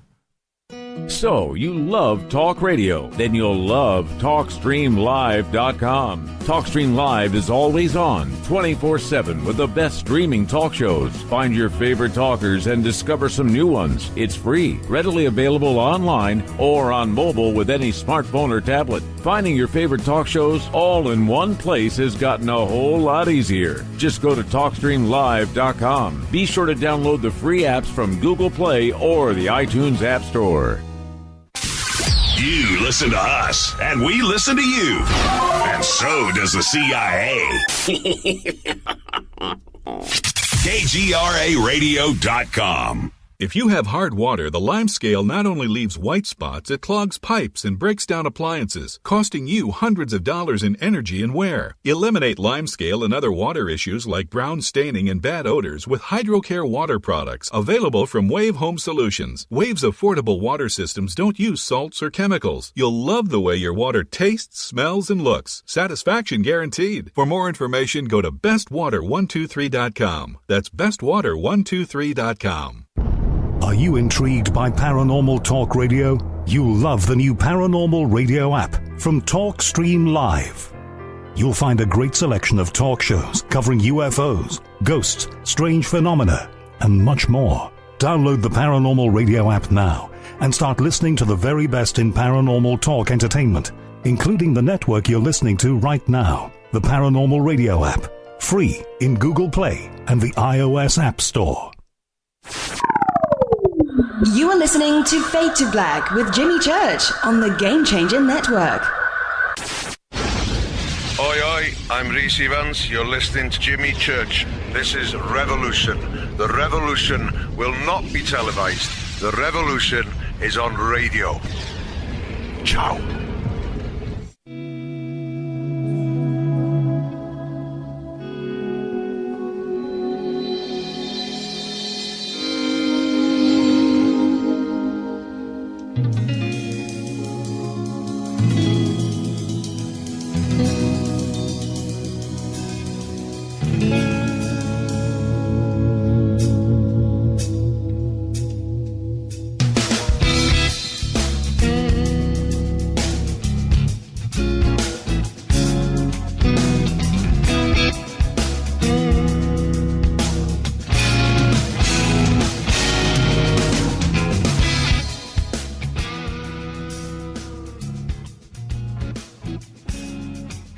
Okay, I'm back. Fade to Black. I'm your host, Jimmy Church. On the Game Changer Network and KGRA, The Planet. And during the broadcast here, the systems have been hit. So I am rebooting right now, and I will, if you can hear me, you are one of the lucky ones. And I'm resetting everything as we speak, and hopefully I will have everything back here momentarily, which includes Linda Moulton Howe. And let's see, Linda, are you there? Okay, we don't have Linda back yet. I will have her shortly. And we're talking about the National Solar Observatory and its shutdown by the FBI that happened on Thursday, September 6th. And a total shutdown of the media and information, not only coming out of the FBI, but from Aura, which included the local sheriff department there, the Otero County Sheriff, which wasn't given any information at all. And if you are going to do an evacuation and you need security and you've got issues with an employee up there as well, then all of this would involve the local county sheriff. And you would have them involved with, one, securing the compound up there, making sure that nobody went into the compound. You've got personal belongings. You've got all of the houses that are up there for the employees that you would want to secure as well. Well, when Ransom Godwin went up to the compound last Thursday, he ran into the sheriff, and the sheriff turned around and split and left him up there. And there were other people there as well at the same time. No concern of the sheriff. The sheriff just turned around and split. This adds to the complexity of everything that was going down up there. Now, let me, I think we're back and we're live. So, yeah, we're good there. We are good there. Hey, Linda. Yeah, you know what's really funny with all of this reporting, the systems here got hit. Everything went offline. Yeah, well, it clicked off, and I have been figuring If I try to start dialing back and not knowing what number, then I would mess things up. So I've been sitting here thinking, how long will it be? So I wonder, did it seem to be affecting lights and everything, or was it specific to the audio equipment? Yeah, the computer streams, everything. Yeah, it was very interesting. Electricity was fine. It was just a couple of the streams. And so now I've got everything reset. Let me tell you something interesting. On Friday, this past Friday, our new series premiered on History Channel. That's no big deal. Whatever, it's just another TV series. But the opening episode of the series, which we call The Watchers, I specifically, Linda, and I kind of knew I was pushing things a little bit far, but I went straight after the CIA. I named names. I talked about software and different companies and their venture capital wing and how they're spying on us and how they're using this. And I said to Rita after the premiere, I said, well, if we weren't on their radar, we are now. and I did. I just thought to myself, I realized, and I knew that History Channel and A&E were concerned about this, but sometimes you just have to put the truth out there. That's all. Well, to me, it isn't sometimes. It's all the time. Right. We should be trying constantly to vet and do reality checks. And what Drudge did by pushing these headlines, it was dismaying to me because it seems like that he should have a big enough population over all these years to do some vetting, some checking on preposterous headlines. Yeah, and let's talk about that for a second, because I did go and look. There were no observatory shut down. Some webcams were taken offline.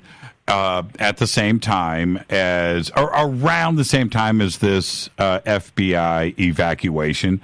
Was it tied together or not? I don't know. But certainly the FBI or ORA could have stepped forward and said, look, the webcams went down because of this. They say, I printed with the help of Peter Levenda what he found at each of those websites. It was a big help that he went around and did that. And in terms of, you can read, they'll say X is under repair, or we have a web camera down. And because they are so specific about what they are doing, they have to be. They have so many astronomers and various people around the world that are dependent upon them. And so when you go to various observatories at any time and you do a Google search, you can find what is going on, what is available, what is happening, and that is part of the astronomy world. There's nothing unusual. And as Peter wrote to me in an email when he was doing that research, he said, quote, "Another thing to keep in mind, the American feds cannot shut down foreign observatories," right? Right. So this is a quote from Peter Levenda, who is a brilliant researcher. So any attempt to interdict, that means to interfere with data, coming from Sunspot, New Mexico, would be futile if other observatories started reporting unusual activity, meaning if there was something that somebody was trying to block, that they're not going to be able to block what's going on in international observatories, and that there are about the total of solar. There's a difference, I think, when we were in the first hour, there are hundreds of observatories around the world in the north and the south. In terms of the observatories that focus on the sun specifically, there's about a dozen. So you can do a quick search on all of those, and the only one that Peter wasn't able to access was in Australia because they demanded that there be some kind of a classified username password to get into that website, which makes sense for observatories. Mm-hmm. And so what I'm trying to say is there is normal chatter about the repairs, cleaning, all of the stuff of the observatories that's constantly you can find out on the web. The FBI and Aura didn't do themselves any favors to dispel the rumors of ET contact or an alien component to this story by not denying it, right? And what I mean by that is they didn't say anything about anything. So you're going to allow the community and the rest of the world to fill in their own blanks. And let me tell you something about that, Linda. I can't wait to hear your answer for this. It also shows you that the rest of the world is definitely waiting for something like this to break. I think that is absolutely true. Jimmy, we are in a revolutionary time. It has been coming for at least 18 months, where everything is shifted since the December 16th, 2017 headline in the New York Times, the Washington Post, having to do with the FLIR infrared video that have been taken by gun camera of UFOs. And once that occurred, the entire landscape has been shifting ever since. That's right. And that we are, I have said on the air, and we've talked about it on Phenomena, and I've got a couple of dinner bets that by New Year's Day 2019, we will have the headline, "We're not alone in the universe."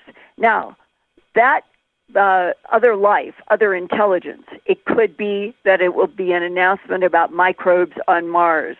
It doesn't matter to me. It's getting this out. The fast radio burst. What if Harvard and Starshot and others say we're now convinced that we're dealing with something that falls into the category of some kind of transport system. It's 3 billion light years away. Now the challenge will be to find out who it is and what they are doing. Mm-hmm. That would be a breakthrough the whole planet. All boats would rise. Suddenly, CBS, NBC, BBC, Reuters, everybody would then be, oh my God, there's other life in the universe. And you and I and a bunch of people have been working on what I think are the absolute facts that there are other intelligences interacting with this planet. But it has been denied. It has been under policies of denial since World War II. And we are, I think, so close to finally having that. It will be a major revolution. Headlines around the world, we're not alone in the universe, however it happens.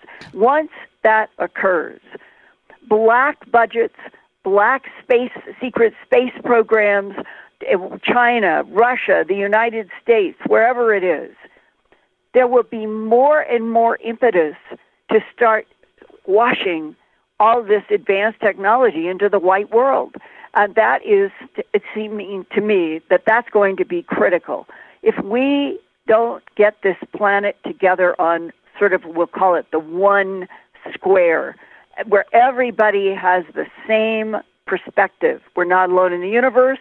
We're one of many life forms, that there are technologies that can neutralize gravity, can move point to point by bending space-time, and that we're a part of that.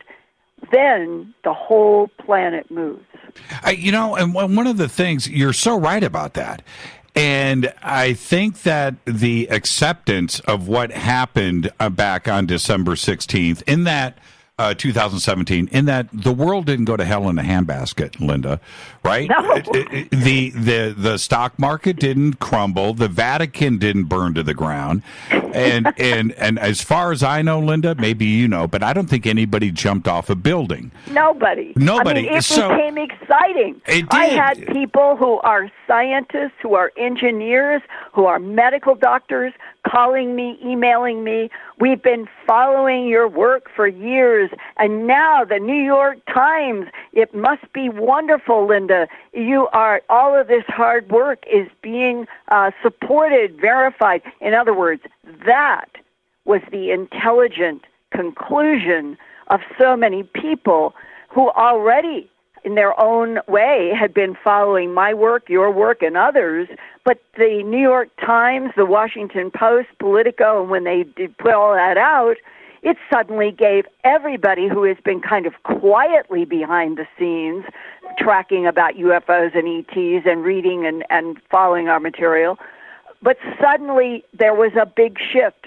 I had pilots that are friends of my brother and calling me and say, boy, this must feel great to know that your work is now, and so that meant everybody understood who would be reading the New York Times that this was a big step on the chessboard, and that what we need now beyond infrared video is a lot more of it with more information, and that headline that the governments of this planet all know that we're not alone and that there are advanced intelligences. That's what we need. We need that breakthrough, and then everything that we're working on rises in credibility. And this is how I picture it. Let's say, and I hope that you win that dinner bet. I'll take you out.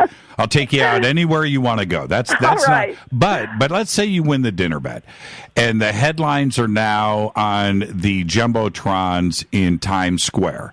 Right. And you know how Times Square is. You got 500,000 people all walking around doing their stuff. That I could almost imagine that everybody in Times Square is going to continue shopping, is going to continue walking down the streets, going to continue going to work while this headline is playing out on the Jumbotron. In that, you know what they're saying to each other? I told you. Right. I knew that. I knew of that. Course. That's what's going to happen. Right. I've got to get to work, but the headline's cool. I got to get to work. And they're going to continue doing status quo is not going to change. You know, I think that they're expecting it. They're not going to go into shock. They're going to go, yeah, okay. It could be an interview with an alien on the Jumbotron, right, for the first time. Let me tell you what I think is coming really fast, and I'm not kidding, which underscores and goes beyond what you're saying. We're going to start having newscasts from Mars if Elon Musk launches in 2020. We have the technology if we start working with laser light. It is 3 minutes and 21 seconds on average for light to go from the Earth to Mars or Mars to the Earth. Right. That's at the speed of light.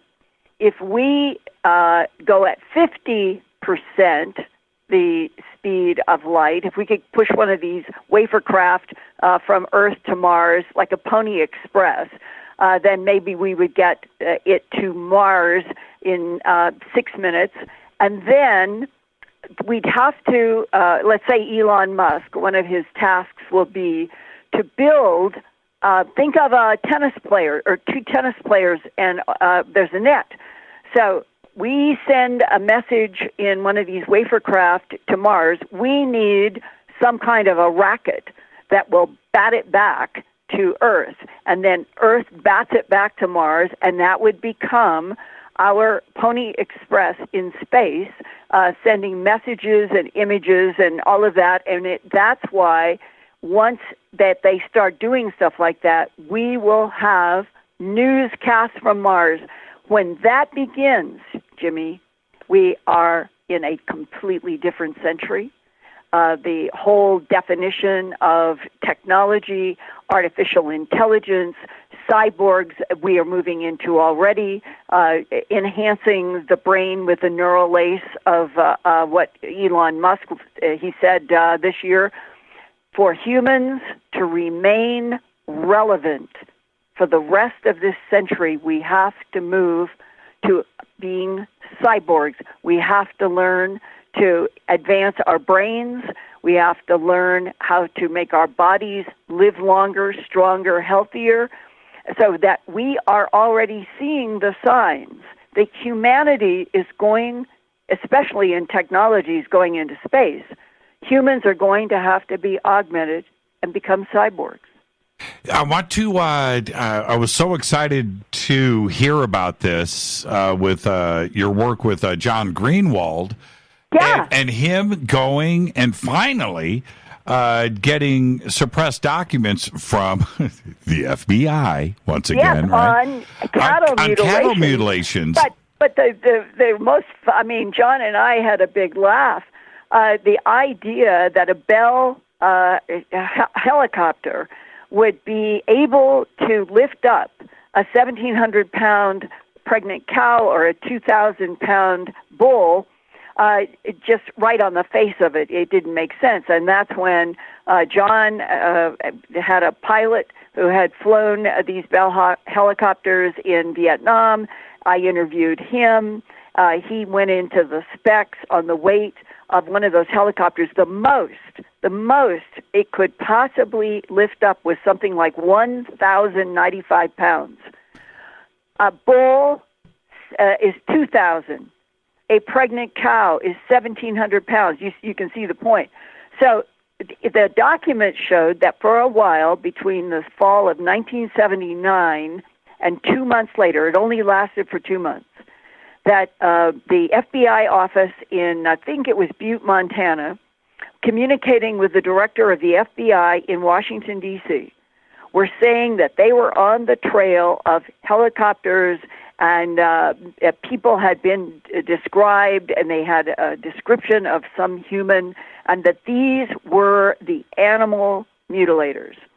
Within 8 weeks, approximately, the whole thing was scuttled.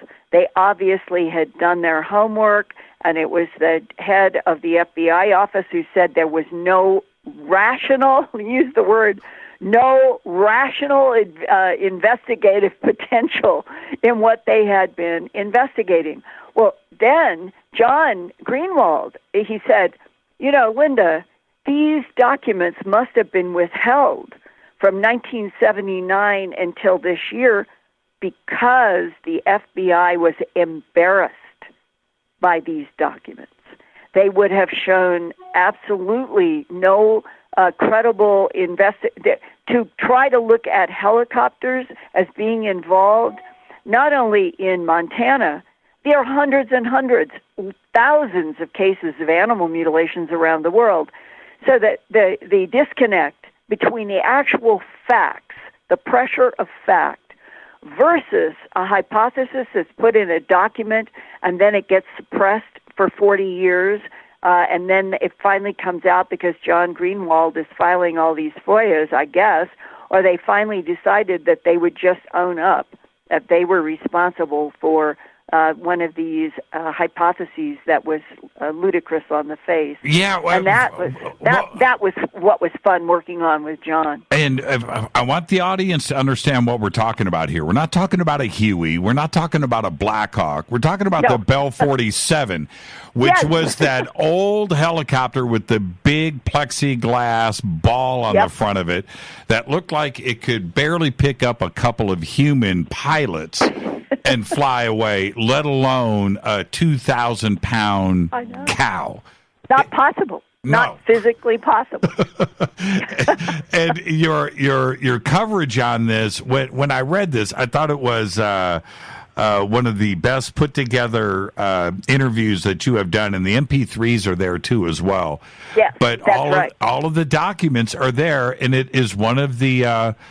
Can I use comedy? Is comedy the right word on part of the FBI? It's satirical or sardonic is probably the better word. When I'm doing it straight and John is doing it straight, but we both realize that what we are talking about is the foolishness of some of the conclusions, documents that get withheld for 70 years, and when you finally see them, like this one 40 years later, you realize somebody with common sense looked at these documents that were coming across their desk and said, has anybody investigated what a Bell 47 can lift up? And they probably then finally did, and they came to, no, it can't lift up anything more than 1,095. And they said, well, that doesn't explain most of the animal mutilations, then does it? And that probably, deep six that. Those documents get put in a file, and they are left, and 40 years later, John Greenwald is doing FOIA requests, and for reasons unknown, somebody either decides or it was slipped out or whatever, and we're now looking at them together and laughing, because it becomes laughable when the disconnect from reality and investigation, just sheer common sense, is so great. Yeah, and when you look at what a Bell 47 actually is, and then let's do a couple, just common sense. 2 adult males in the helicopter. That's 400 pounds right there. That's 400 pounds right there. It just takes any consideration off of the table. It's just logic and common sense. And I've flown in a Bell 47 when I was a kid, and I went up with a pilot in the Smoky Mountains. And I'm telling you right now, that's all that helicopter was lifting. I just know it. It's great coverage. When we come back, I'm going to take a break right here. I want to talk about, and let's do a follow-up over all of the shows that we have done in the past about the cat mutilations. Oh, yes. It's happening all over the place now. Yeah. Okay, good. Let's do that when we come back. And, one of the things that I enjoy about this audience, Linda, is I'm a dog and cat person. My family is. You are. So much of our audience is emotionally affected by these reports, and it may be a little bit harsh on the surface, but we've got to talk about it, and not talking about it is even worse. So let's do that when we come back. Our guest tonight, Linda Moulton Howe, earthfiles.com. If you're not a member, go and get signed up over at earthfiles.com. You can follow Linda at earthfiles on Twitter. I'm your host, Jimmy Church. This is Fade to Black. Stay with us.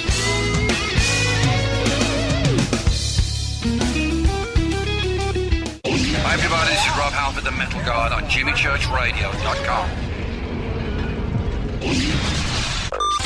This is KGRA Digital Broadcasting Station. Salt Lake City, Utah. Van Buren, Arkansas. Poor water quality is a major health issue, and it's only getting worse. Municipalities can't keep up, standards have dropped, and pollutants are increasing. Where does it all end? It ends by keeping the pollutants outside of your home with HydroCare's advanced systems available at Wave Home Solutions. No less than the best purification materials and processes have been developed by HydroCare to provide you with healthy, clean water for drinking, cooking, and showering. HydroCare far surpasses the competition in removing chlorine, odors, iron, lead, chemicals, limescale, and much more. Don't settle for less when it comes to your water. We'll take care of the toughest water problems for you, whether it's from a city or well source. Satisfaction guaranteed. For more information, call 888-997-WAVE. That's 888-997-WAVE. Or go to bestwater123.com. That's bestwater123.com. Wave Home Solutions for a healthy, comfortable home. Your contact for current news and trending topics.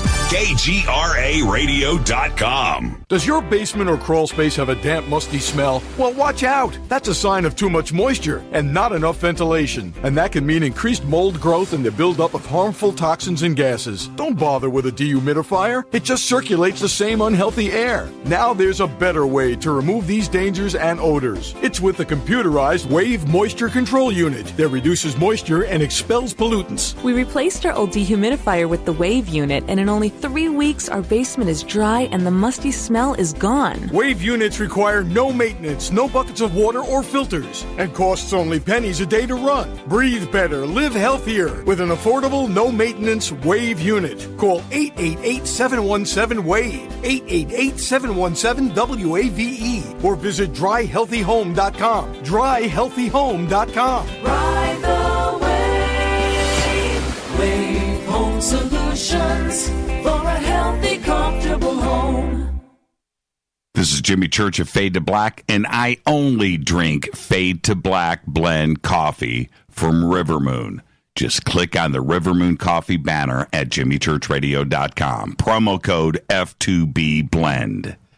So are you tired of being tired? Well, then it's time to get the tea. Hey, it's Lisa here to tell you about this all-natural, all-organic tea I've been drinking that has had great results for over 20 years. It's called Life Change Tea, and it's specially formulated to help detoxify and cleanse your kidneys, liver, colon, and blood all at once. The colon is one of the most ignored organs in the human body. The faster that waste is eliminated from the body, the less time that waste sits in our intestines, spreading toxins to our bloodstream. This tea helps cleanse chemicals caused by outside intruders from our entire digestive system. And get this, weight loss can be a side effect. And with continued use of the tea, you can experience clearer, healthier, younger looking skin, increased energy, and a happier outlook on life. So if you're tired of being tired, get the Life Change Tea at getthetea.com. That's getthetea.com. And like me, you'll be glad you did. Did you know that when you're on the road with limited data or Wi-Fi available, you can still listen to every minute of Fade to Black by just calling 605-562-4482. No smartphone, app, or internet needed.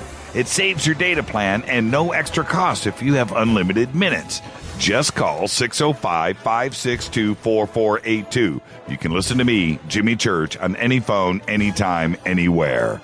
Go Beckley Tappy.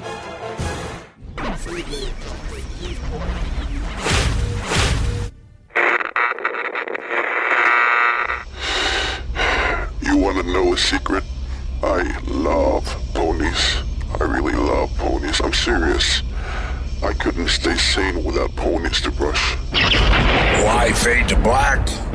Because you never got that pony, damn it. This is Fade to Black with Jimmy Church on the Game Changer Radio Network and KGRA, the Global Radio Alliance.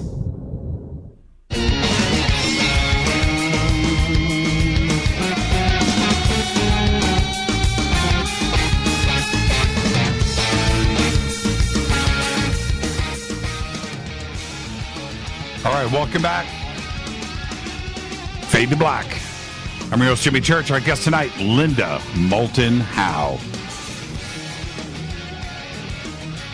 Talking about the National Solar Observatory in the first half of the show. One of the great, I can guarantee this to everybody, that it's a story that's going to be talked about for many years to come until we get the right answers. And Linda, you've got a cough, so do I. Hold on. I had to cough. That's what the cough button is there for. Now, this just went up in Twitter. I needed to ask you about this. Cattle mutilations themselves, the stories have been out there that they've virtually stopped. Have they stopped? No. If you go to earthfiles.com and you do in my search animal mutilations, there are hundreds of reports that just I have done. Right now, I have at earthfiles.com reports about half-cats and about cattle. Cattle in Argentina go in cycles. They are as bloodless, eerie as they have been for the last, going all the way back to the early 60s, some newspapers in the 50s. So we're talking half a century in the 20th century, and we're at 2018 in the 21st century. Animal mutilations have been all over this planet every month of every year for at least almost a century. And right now, one of the significant developments for me was that on August 31st, this is the 18th, so a little more than 2 weeks ago, the August New York Times did a huge story. Started on the front page with a notice, and it went to the entire upper half above the fold, the whole half page in the New York Times about cat mutilations in Olympia, Washington. I've been reporting about them now throughout the year. But finally, the New York Times caught up. They did a beautiful story, meaning very detailed, with good photographs. And here is the quote that I featured at Earth Files from the New York Times, August 31st, quote, "In most cases of these cat mutilations, the perpetrator has been meticulous. The cuts are clean, no blood, and there is little other evidence, an indication that the killer has experience doing this. In some cases, the spines alone have been removed. In others, the organs have been laid out next to the body. Some of the cats have been found dismembered, close quote. That means one or more paws or legs removed, none with blood. And for people who may not understand the big story of animal mutilations, it began for me in September of 1979. I was working as director of special projects at the CBS station in Denver, and my job was to produce 2 or 3 documentaries a year, do live studio programs with an audience about issues affecting the state of Colorado, and then to do news segments. And when there were headlines in the newspapers that fall about repeat and cycles of animal mutilations, it was new to me. I had come from Stanford University in California via Boston and working in medicine on medical television programs in Boston for a couple of years, and then was hired at the CBS station in Denver. So I did not know anything about animal mutilations and was learning from fellow reporters in town that the animal mutilations have been going on in cycles all the way back to the early 60s. So I wanted to get to the bottom of it. From 1979, when I began going out with a crew and with sheriffs and deputies to scenes where an animal looks as if it should be able to get up. These are that clean. In places where it is like face powder that you would put on your face, the dust is perfect. There are not even weeds. It can be like that in Colorado and Utah and New Mexico and in the West. It's face powder dust. And you come to a 1,700-pound steer that is lying in the middle of this dust.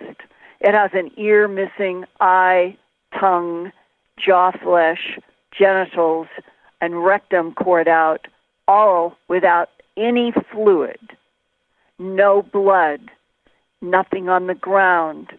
And you stand there looking at this animal and you realize there are no tracks around this body.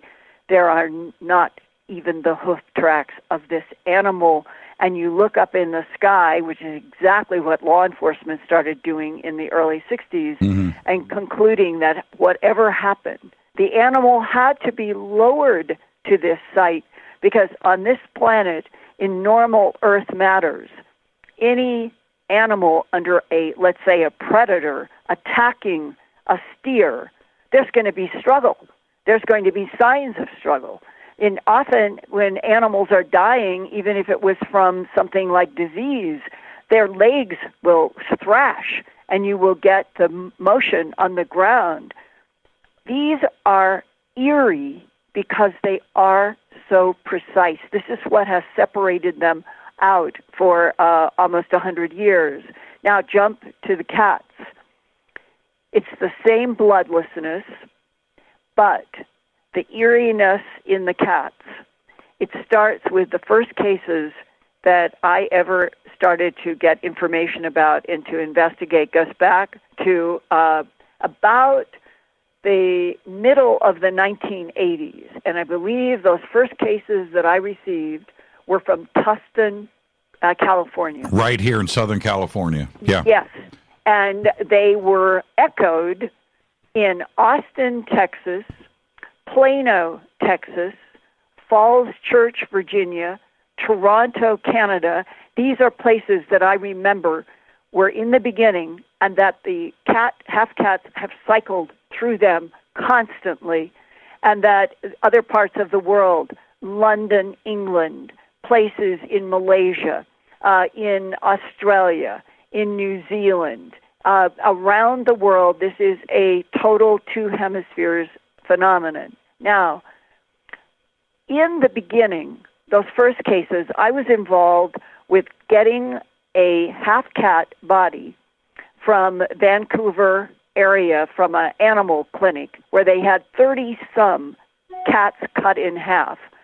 So about the period of time of the late 80s, going into the very early 90s, we were getting almost exclusively reports of half cats. And either the front half would be found or the back half would be found, rarely, maybe 3 or 4 times. Both halves would be there, but a section in between the two cats would be proved on X-ray that a slice of the cat that we would never have known had been removed. So you had a front half and a back half with a slice removed. Otherwise, they were half cats, front or back. Well, I got a front half of a gray Angora cat. The photos of all of this are in my Real X-Files, and I keep them there by subscription, which protects children cannot just stumble into these. But for the people who are interested in a phenomena that has haunted law enforcement in the world for nearly a century, the animal mutilations are in that category. And I have hundreds and hundreds and hundreds of photographs in the Real X-Files in all of the various categories of cattle, horses, pigs, goats, sheep, reindeer, elk, deer. It's wild game, it's domestic animals, and the cats. When you get to the cats and you look at all of the cat mutilation reports, the thing that would hit you, I know it sounds like it would be gory. It's the opposite. When you look at the photos, they are so pristine that you want to find out how was this done. And now currently there is a new wrinkle. After all of these years of the half cats, the beheaded cats, the dismembered cats, when the New York Times did this report on August 31st, I was noticing, because it was so important, and I had been trying to get some photographs from a veterinarian to show this, that the spines only are being removed. Now, the way it's been described to me is that if you come down to the base of the neck on your own self, and you will feel that bone that is right in between where then the clavicles go off on your right and left shoulders. Imagine having some kind of an instrument that would not cause any blood on the skin or the ligaments or anything, but you could go into the bone, cut it absolutely cleanly, then cut all the ribs off to the base of the tail, and then just remove carefully, meticulously, just the spine. That's insane. What is happening? Yeah, exactly. I know it's insane. And I'm okay. Linda, really quick for the audience. I just Googled, right? And I'm looking at Olympia, Washington, San Diego. I'm just going up and down here. This is going on all around the country. This isn't, and the dates on this: July, August, September, and that's just the first page of August 28th. A very simple Google search, of which I had 351,000 results. Yeah, exactly. I mean, I'm right now just trying to get a search under cat mutilations. I'll do it under half cats. It came up with 411 results at Earth Files. I know it was a lot. And let me tell you something that really is fascinating. And if any of the Fade to Black audience has any more information about what I'm going to say next, and that you have had a military background and you have been stationed in Iran, Iraq, or Eritrea, and you have any passing knowledge about what I'm going to say next, I would greatly appreciate hearing from anybody to my email, which is earthfiles@earthfiles.com. Always think of a reporter who files news about the Earth, earthfiles@earthfiles.com. Last year, a whistleblower at a conference approached me and said, I want you to know that I was on a mission, and those were the three countries, Iran, Iraq, and Eritrea. Eritrea is the northern portion of Ethiopia where they've had wars. He said, we have had losses of American platoons, and it's not been reported. This is not something that is common knowledge. But we have had entire platoons disappear. And he said, I was on a mission to try to find out what is going on. Mm-hmm. And he said, in these three areas, we have encountered, they're not human, and we don't know what they are. But we think that they are involved with the disappearance of the platoons. And he said, one of their MOs is to remove only spines. Wow. What is going on? Yeah. What is going on? It's eerie, and if anybody listening, I understand that whistleblowers, you can communicate with me. There are ways, once you establish a connection to me, if we have to work through FedEx or something, but it's really important. I have been saying this at conferences. I have been getting more information. I would really like to know if anybody out there with a military background, and I will never, ever reveal a source name. It's the idea is I would like to know if there is anything currently going on that falls into this category. And, Jimmy, if there is something in those war zone areas that is maybe taking advantage of wars that cover up what it does, right? Is there some connection about why the cycles of the half cats or beheaded cats, dismembered cats, or the cats now with the clean, bloodless, precise removal of the spines, as this man described in those war zones? Is there some link? What would it be? What could it be? What does all this mean?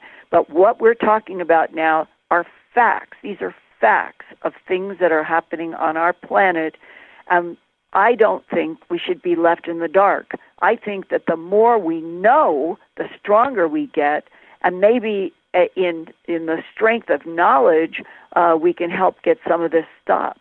There's two things that we have to look at here. One, if this is an earthbound situation, if these are humans that are doing it, that is a despicable and disturbing thought. There's that, if it's earthbound. If it's something else, Linda, that is possibly off-planet or, that isn't human that is doing this, then we've got something else that we need to explore here. Ultimately, who do you think is responsible for this? I think it is not Homo sapiens sapien, but I do not think it is extraterrestrial, meaning off-planet. I think it is non-human, the alien presence alluded to by John F. Kennedy. Right.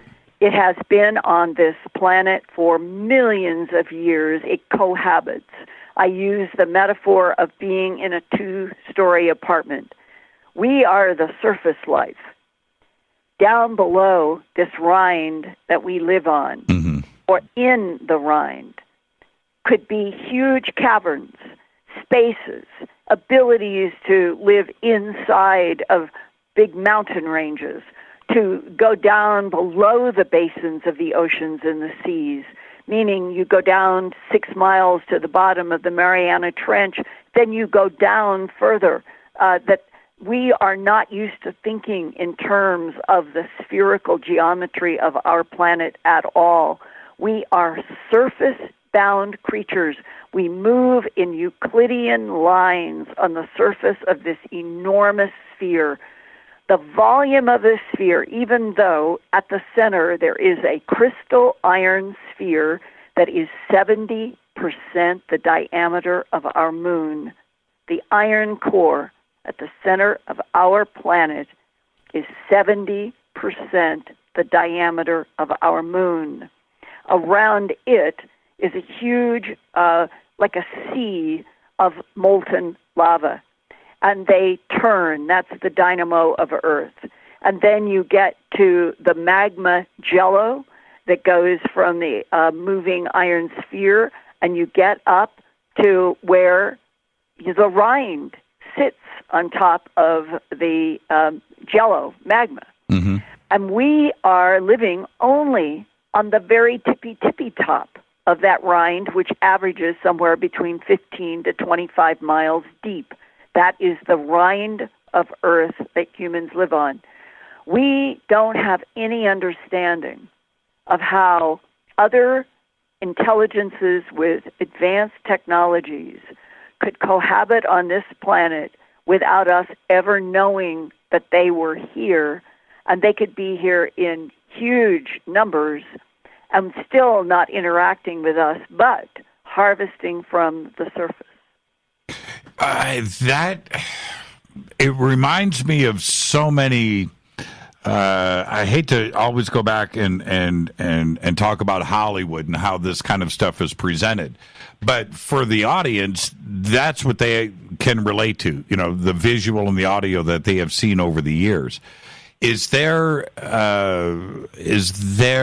the possibility of the government knowing about this and maybe projecting this idea on our subconscious subliminally through multimedia? Well, I think that the CIA has used Hollywood ever since the day the Earth stood still, and in order to test what they learned to see how the public reacts. Exactly. And the day the Earth stood still, Michael Rennie and the robot, and it was what? Extraterrestrial intelligences that used our planet and knew that what we were doing was going to end up hurting this planet, and they were here to demonstrate what they could do by shutting down all power in LA or whichever city or whatever, and they could do it around the world. And that was the demonstration the day the Earth stood still, this massive power control that the extraterrestrial with, was it Klaatu? Yeah, Klaatu. My man. Klaatu was the robot and Gort was the humanoid, or the other way around? The other way around, yeah. Yeah, Gort was a robot and Klaatu was the Michael Rennie character. Michael Rennie, right? yes. And that in the end, it was a very sobering film with a message. We will do something to control you, inhibit you, if you don't stop atomic war testing, if you don't. And that was the under theme of the day the Earth stood still. Warnings and demonstrations of technological superiority that scared our military. Well, since then, we've had everything that you can imagine being tested on us, multiple dimensions, time travel, all of the Star Wars series, going out into Star Trek, and on and on. And so at this point in 2018, we are seeing more and more in television and in films that are becoming so sophisticated that we are now beginning to talk about other dimensional, that we are dealing with technologies that can go from the matter universe into another dimension like a cushion shot on a pool table, and then flip back into this matter universe, cover, let's say, 3 billion light years, and do it in 5 minutes, because they're using space-time point-to-point travel. We only know Euclidean geometry. We're like ants, and we just move around the surface of this 8,000-mile diameter sphere.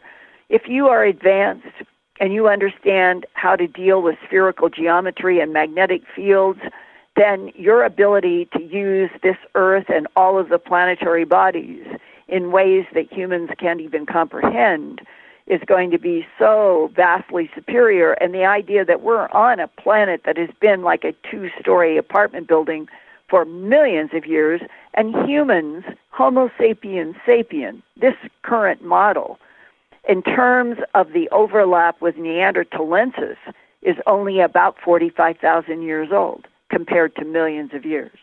And how does Antarctica play into this hollow Earth possibility and concept of what's been talked about for so long now, that these entrances are there, these openings are there, there's access to it, and if this is indeed playing out with, cat mutilations or platoons in Africa, is this ultimately what is going on, Linda? Well, Jimmy, first, it isn't hollow Earth. Hollow Earth, that is where people have drawn that at the center of the Earth there is this other place where creatures live. No, at the center of our Earth is this iron crystal sphere that is 2/3 the size of the moon. It is surrounded by all of this lava. You come up into magma. You have to get up to the rind. Think of an orange. The orange, just the rind of the orange, all of the interior part is not habitable. It's only in the rind. And so we are on the surface of the rind. The rind is on the surface of this 8,000-mile diameter planet. Right. But in that rind, around the world, and inside of mountains, and below the basins of oceans and seas, it doesn't mean you're going into the center of the Earth. It means that you have technologies that know how to go down. The deepest, I think, is the Mariana Trench. I believe the deepest part is 6.5 miles or 7 at most, something like that. So that's the deepest ocean. So think that we're in have a rind that averages between 15 to 25 miles. So the deepest ocean is only 6 or 7 of that. Right. So the rind of the Earth is where the action is. In the United States, there was somebody in a whistleblower type a year or two ago who said to me, Linda, the most important military and technology action of our country is all underground. Yeah, and it's only as far as, it's 25,000 feet. We're not talking about getting into this molten liquid iron section of the planet. We're talking about right here on the surface. Well, and remember, if it's an average of 15 to 25 miles, it's more than 25. So it's 15 to 25 miles. Because the rind itself is thinner in some places and thicker. That's why they say 15 to 25 miles in average. Right. But that is the surface. So if you went down 15 miles in one place, you would probably be in heat and getting into where there would be heat from magma. And another place you might be able to go 25 miles. But anyway you cut it, it's still a rind, just like a thick rind on an orange, in which we live only on the surface. If our deepest ocean only goes down 6 miles, think of all of that territory. Mm-hmm. And that is where an alien intelligence allegedly has been coming based. Now, to address this other issue of fear, I personally don't feel any fear whatsoever for these reasons. When it was John Burroughs and I were doing a Phenomenon Radio 3 years ago with Lynn Buchanan, who was one of the very talented remote viewers on that Project Stargate that was there were about 7 or 8 very talented remote viewers. They were housed at Fort Meade. The big, shiny National Security Agency building was next door. They were in an old barracks kitchen building. But Lynn said that they all, at one point or another, had tasks having to do with other intelligence, other life in the universe. And he said they all got that the universe is teeming with intelligence, teeming with some kind of consciousness. And Linda, it's the way he said it, Linda, if we didn't have allies, humanity would not be here. Because there are things out there that are dangerous, but we have allies, and they know how to fight those dangers. And there are a lot of protectors of humanity. And I believe that. I think that is absolutely true. In many ways, we are like babies. And we are like babies that were created on this planet by something else to be monitored, harvested, used to manipulate genetic evolution. And we've purposely, apparently, been kept in the dark about what our original source was. What is the original source of DNA? That DNA molecule. Francis Crick, who got the Nobel Prize for discovering the shape, the double helix, he was, along with Leslie Orgel, a brilliant biochemist, they said there's no possibility that on a 8,000-mile diameter, 25,000-mile circumference planet that you would have only one DNA molecule, that every single thing on this planet, from the beginning, going back as far as they could find the first cells, that there's nothing else but the double helix molecule. And that's why they did a brilliant article. It was published in Icarus back in the late 1970s. I have a copy of it someplace. And they said in the Icarus, it was the logical conclusion is that directed panspermia is the answer to this life on Earth. Directed panspermia means a deliberate placement, seeding of the DNA molecule on this planet. Then what is the origin of that DNA molecule? How many DNA molecules on how many planets throughout this 13.8 billion light-year universe are there? And are we on a planet where there is tremendous interaction by other forms of life, specifically because we have genetic connections to whatever is out there through the DNA molecule? To me, this is one of the most exciting areas. I think it's going to continue to grow and grow. We're finding out so much now by analyzing the DNA molecule. And did you know that it was only in the last couple of years that researchers in a lab were able to take a piece of rock music and they embedded it in a portion of a DNA molecule on purpose? They were testing the hypothesis that DNA is essentially like a mathematical computer. They took this phrase of music, put it in a DNA molecule, and they were able to extract the music from the DNA molecule. I knew news article. I knew Led Zeppelin was E.T. I knew it. Well, see, our DNA is incredible. Our DNA is absolutely incredible. The more you study it, the more amazing we are. And do you remember, it was last month when 20, I think it was either 20 or 40, scientists came out and backed up this study that octopi had to be alien. That there is no other explanation for the uniqueness of octopus here on this planet because it was unlike any other species on this planet, and it was so unique that it had to have been delivered here. And and I read that article, and Jimmy, the part that was really eerie is the intelligence of the octopus in laboratories where humans have had to work around them. Did you read the story? It was a female lab worker, and she talked about how they began to be almost concerned about the high IQ of an octopus, that every single time she walked in that lab, that octopus would send a straight line of water.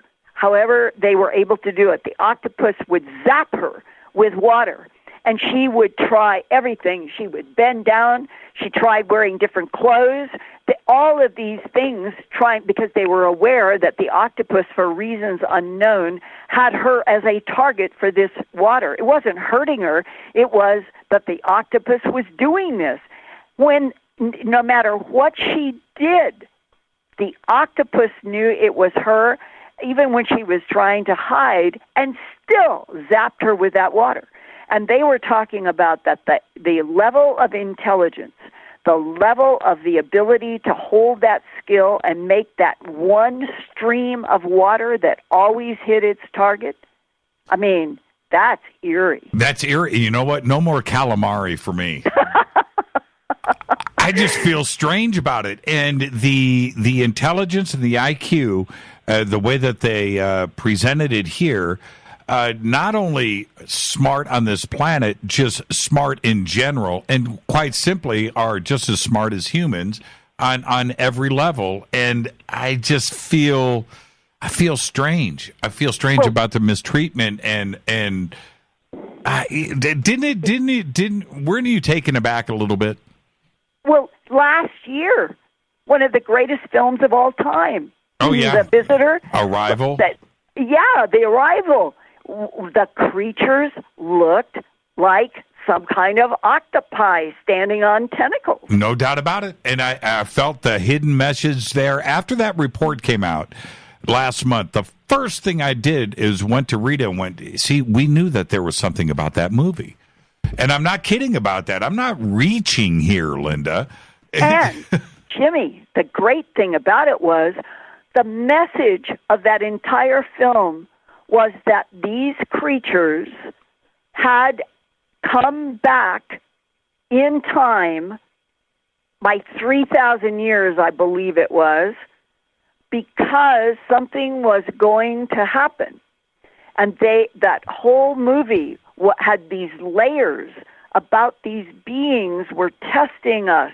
They were trying to communicate with us in order to save something about them 3,000 years in the future. I know. It was a very complicated film, and that the idea of them squirting the ink, of all things as a metaphor, the printing press, our whole human family, the evolution that was, you might say, the fire signal of it all, is when we began to be able to work in symbols and print and communicate on paper, and then eventually today in digital. But with the squirting of the ink that we think of in octopi, that she, the female who was so intuitive, that she began to understand that there was communication in those ink blots on the glass, and that the ripple of metaphor, the ripple of layers of information that was in that film,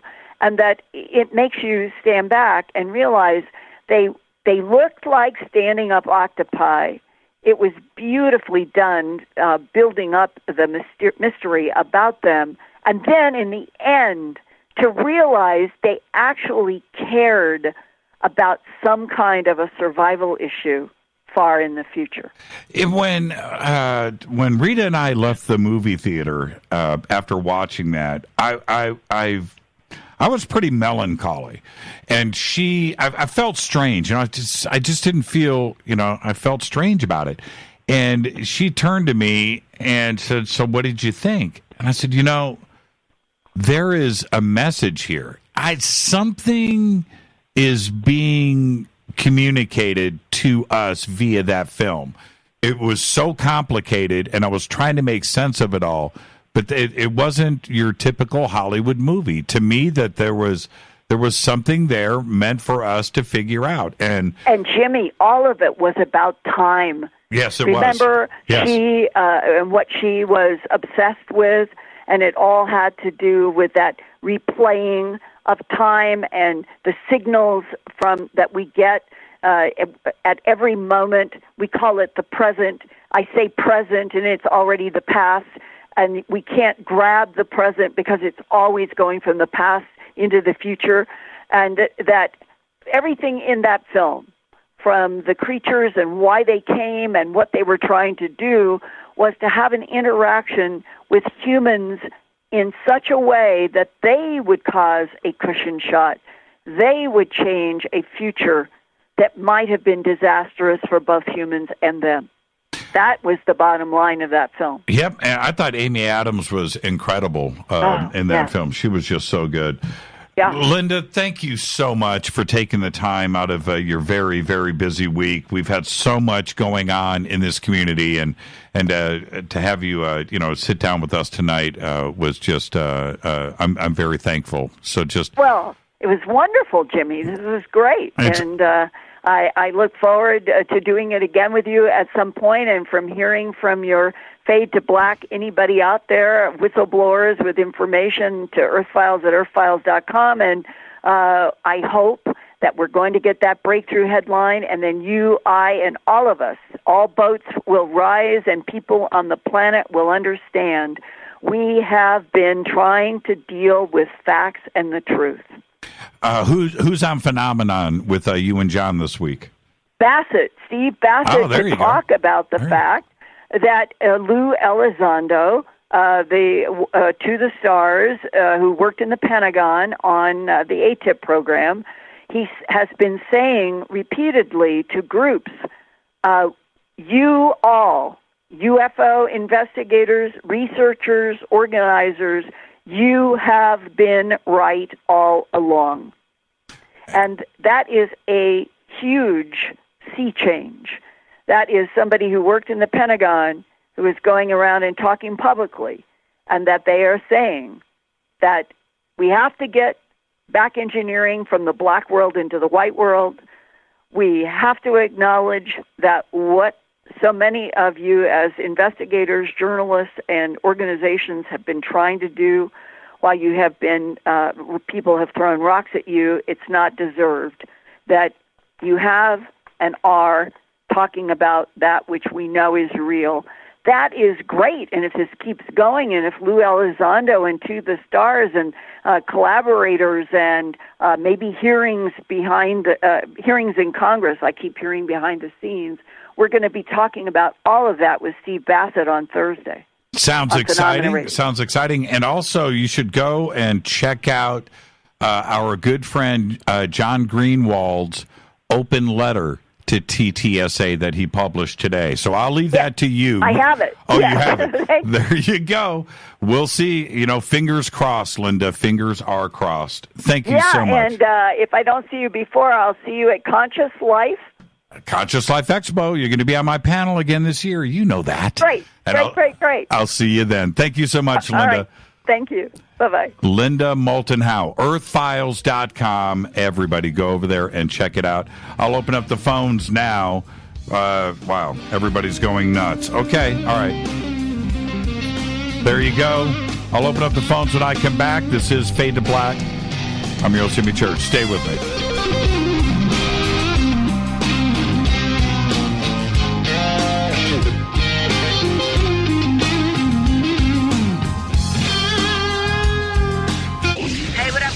Vivica Fox here, and you are listening to my boy, Jimmy Church, on JimmyChurchRadio.com. Despite popular opinion, reading a book will not make you smarter. But listening to Jimmy Church will. Hurricanes, earthquakes, wildfires. This year we've experienced more than our fair share. This is Jimmy Church of Fade to Black, and last month I decided to make sure my family does not have to worry about food should we get caught in a real emergency situation. Introducing Numana, a healthy, storable product that tastes so good that you'll want to eat it every day instead of just during those times of duress. All Numana products have a 25-year shelf life, are MSG and GMO-free, no preservatives, and are made in America. With the Numana pack in your home, you'll be able to sleep at night knowing that you've protected your family. Not only have I tasted and tested, I own it. Now you can too. Just click on the Numana banner on JimmyChurchRadio.com and use the promo code Jimmy when you order. In addition to a discount, we'll send you an autographed Fade to Black t-shirt. Seriously, go Beckley Tappy. This is Jimmy Church of Fade to Black, and I take Life Change Tea supplements every single day. It's what I do. Click on their banner at jimmychurchradio.com. When you take the beans from Central America with dashes of Indonesian and African mixed in and then roast it to the dark side of Fade to Black, you create the ultimate brew of fringe. Introducing the Fade to Black blend from Rivermoon Coffee. Yes, Rivermoon's darkest customized roast was created for the love of Fade to Black. The alchemy of masterful roasting and smoking the beans is in every sip of this full-bodied, dark Java. I need my coffee dark, deep, with distinct bittersweet chocolate highlights, just like the bunker. Leaning further into the darkness of the roast is Fade to Black blend from Rivermoon Coffee. Just click on the banner at jimmychurchradio.com and use the promo code F2BBLEND for 15% off of your order today. Go Beckley Teppy. Hi, folks. CBD is the home run hitter for health right now. Why, you ask? Because of what it does for the body. Unfortunately, I can't tell you all about the benefit. You know, there's reasons. Do your due diligence and log on to ancientlifeoil.com. That's ancientlifeoil.com. Ancient Life Oil uses organic ingredients and is blended in coconut oil for some of the best benefits. Legal in 50 states and non-psychoactive. Log on to ancientlifeoil.com. That's ancientlifeoil.com.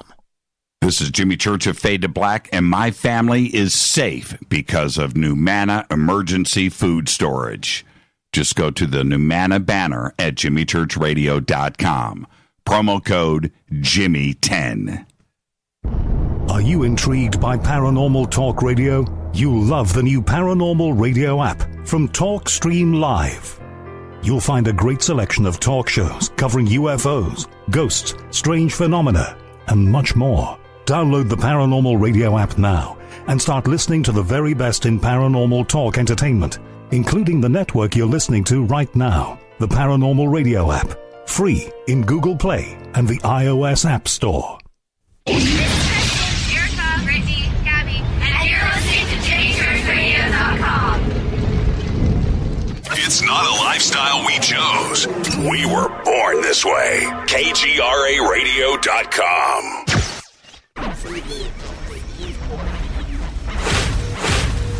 This is KJCR at JimmyChurchRadio.com.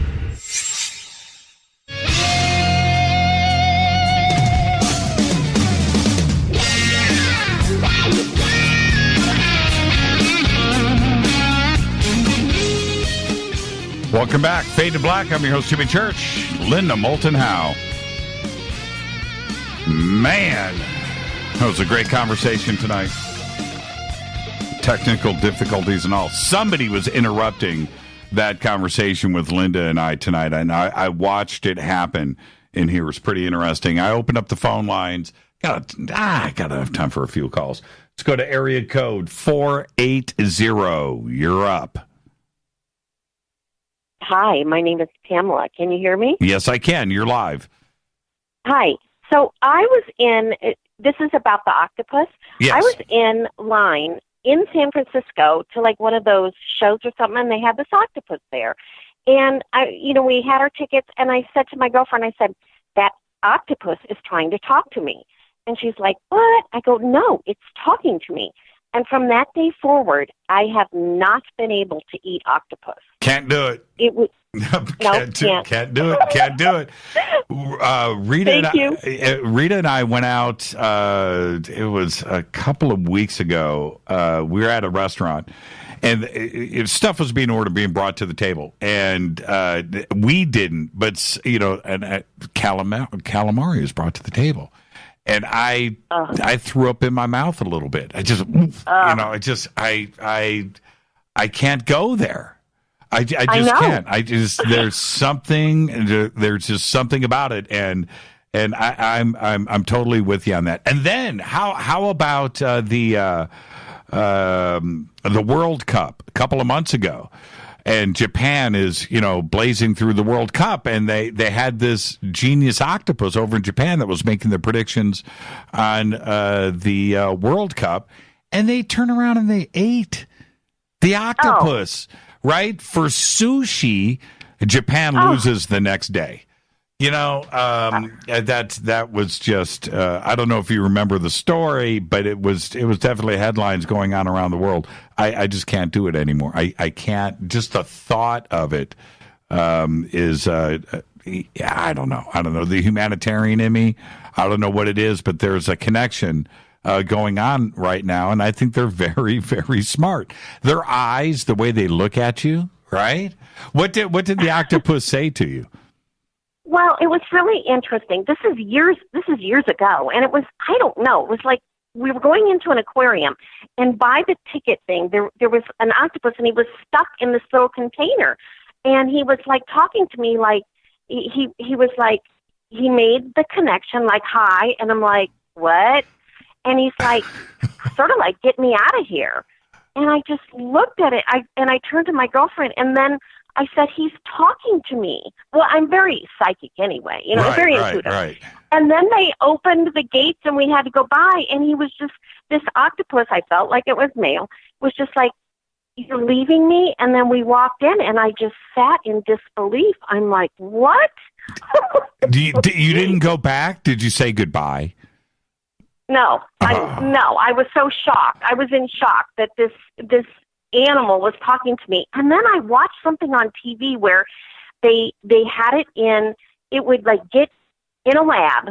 They had this octopus, and they finally put a camera on. It would squeeze out at night and go around the lab and like touch things and look at things. They're a sentient being that they're smart. Yeah, there is. When you go and watch those videos of them unscrewing bottles, right? Yeah. To get what was your name again? Pamela. Thank you, Pamela. Great, you're welcome. Great phone call. Jimmy. Thank you so much. You're awesome. Bye-bye. Bye-bye. That's a great phone call right there. Octopus, man, I'm on a whole nother level with him. I think we all should be. Let's go back to the phones. Hi, you're live on Fade to Black. Area code 805. You're up next. Yeah, smoking the beans. What are you doing, Jimmy? How are you? That's the question. Great show. Great show tonight. Yeah, this is Kendra in the 805 Ventura. And so I've got a question on the whole closing down of the Solar Observatory. The whole thing is just so odd. I started kind of diving into it a bit. But when I heard that the closure and the evacuation for equipment, okay, that's one thing. Equipment stolen, you don't evacuate. I mean, it's just, none of it makes any sense. But what I found particularly odd, and I want to verify the dollar amount of the stolen equipment. Mm-hmm. What total again do you recall? Because I thought I heard $15,000. That's right. $15,000 of one set of equipment of communications gear. You evacuate an entire building. You close down a post office. You have Black Hawk helicopters. You don't talk to the sheriff about $15,000 worth of equipment. That's right. That's right. Come on. Are you kidding me? I know. And it could be partially true. It could be. I don't know. But the story that they released, the statement that they released with the story inside of it, that they didn't want to alert, the suspect. Well, a Black Hawk helicopter and the FBI evacuating a compound's not going to alert the suspect.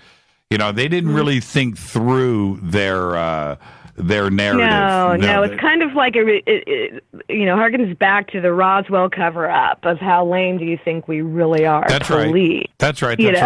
And I'm not saying I'm not saying it's ET. I don't know, but they have blown it for sure. I have a feeling, though, you made a good point. First I thought, well, it does definitely sound like espionage of some kind, some hacking, because of White Sands right there, duh. Mm-hmm. But then you would have had NSA and Homeland crawling all over the place, but you just had the FBI, right? Right. And that was it. No ATF, like you said, certainly. Nope. no ATF, and nobody else. No Homeland Security, no NSA. Just the whole thing is just so freaking weird. Yeah, and you don't go and you don't buy off the whole compound with money to buy their silence if it's stolen tech equipment. Hey, I could see $15 million worth of equipment. Right. 15,000. I mean, come on. I know, Kendra. I don't know. I don't know what the bottom line is here, but we're going to find out. But making me laugh. I knew that the story that they were going to come out with was going to be a load of bull, and this certainly is. Thank you so much, Kendra. Behave and be well. Wait. Okay. Has there been any follow-up on the alleged shooting by the robots of the Japanese scientists that last year in August? Yeah, that's a Linda Moulton Howe question, and I didn't get a chance to ask her. Yeah. Yeah, okay. She's the one that broke that story. Octopus. I've never had a close encounter with an octopus, but I have with a 9-foot-tall Kodiak bear in Little Tahunga at the Wildlife Waste Station back when I was like 16, nose to nose with this amazing creature, but not an octopus yet. Kendra, I'll talk to you soon. Thank you. Smoke the beans, slap the bass, Jimmy. Have a great night. I will. You too, hon. Bye. Thank you so much. And I've got to get out of here. I don't have, you know what, everybody that's on hold, I just don't have time to squeeze in one more call before I got to run out of here. I want to say this. The story about the National Solar Laboratory's closure is not adding up to what we know. And I will go down this list one more time. If it was a security issue and you're going to evacuate and there are crimes being committed, you would have, I would think, at the very least, the local sheriff's department on alert and fully informed as to what is going on, because you have other people that are living there too as well. You also have to secure that front gate, which none of that was done, and the sheriff wasn't even concerned about. That right there is red flag number one. Red flag number two, the X-Files DVD, the game. Now, as crazy as that sounds, that was left there to be discovered. Why? As the FBI is leaving that base, if that was something that they didn't want to have us talk about, they don't leave that DVD there. That's number two. Number three, the entrance to the workshop and the tools are all left open for any vandals to go up and quite simply burgle and rob, but you leave that open. I don't get that part. It just doesn't make any sense. The entire place was sanitized. There was nothing left out in the open except for a DVD of the X-Files. It completely sanitized, the windows boarded up on these homes, but yet you leave the front gate wide open and don't have the sheriffs there preventing people from going onto that property. All of this stinks to high heaven. Now, I'm not saying it's ET because I don't know. I'm not saying it's espionage. I'm not saying it's bombs. I'm not saying that there was theft and inside information. I don't know about any of that. I don't know about hacking and computer information and White Sands and Holloman Air Force Base. You've got Roswell down the street, too, as well. I don't know about any of that. I don't. But none of it has anything to do with the statement that they released themselves. There you go. Now, I'll say it once. I'll say it again. We're going to be talking about this closure of this observatory for a very long time. And Aura and the FBI did nothing to squash the stories that are going out there right now inside of our community. And that is the bottom line. And I don't know if we're ever going to, I knew that when they were going to make their official statement and this was going to come out, that it wasn't going to be right. And it's sure enough, They should have done a press conference. They should have done everything to disclose what was going on up there. They did nothing. Fade to Black's executive producer is Rita Camarion. Show is produced by Hilton J. Palm, Renee, Dennis, and Bob. Announcers are Steve Harder, Gene Vito, and Mark D. Kovar. Webmaster is Drew the Geek. Music, Doug Aldrich. Intro, Spaceboy, spaceboymusic.com. Fade to Black is produced by KJCR for the Game Changer Network, and syndication is KGRA, The Planet. Thank you to Linda Moulton Howe for the amazing conversation tonight, and everybody that was tweeting. This broadcast only copyrighted 2018 by Fade to Black and the Game Changer Network. It cannot be rebroadcast, downloaded, copied, or used anywhere in the known universe without written permission from Fade to Black or the Game Changer Network. Are you ready? Tomorrow night, right here, Freeman is on Fade to Black. Go check out the new Snoo CD just released today. Got to thank Curtis Don Vito for coming in and announcing that. Until tomorrow night, I want everybody to be safe. Go Beckley Tepe.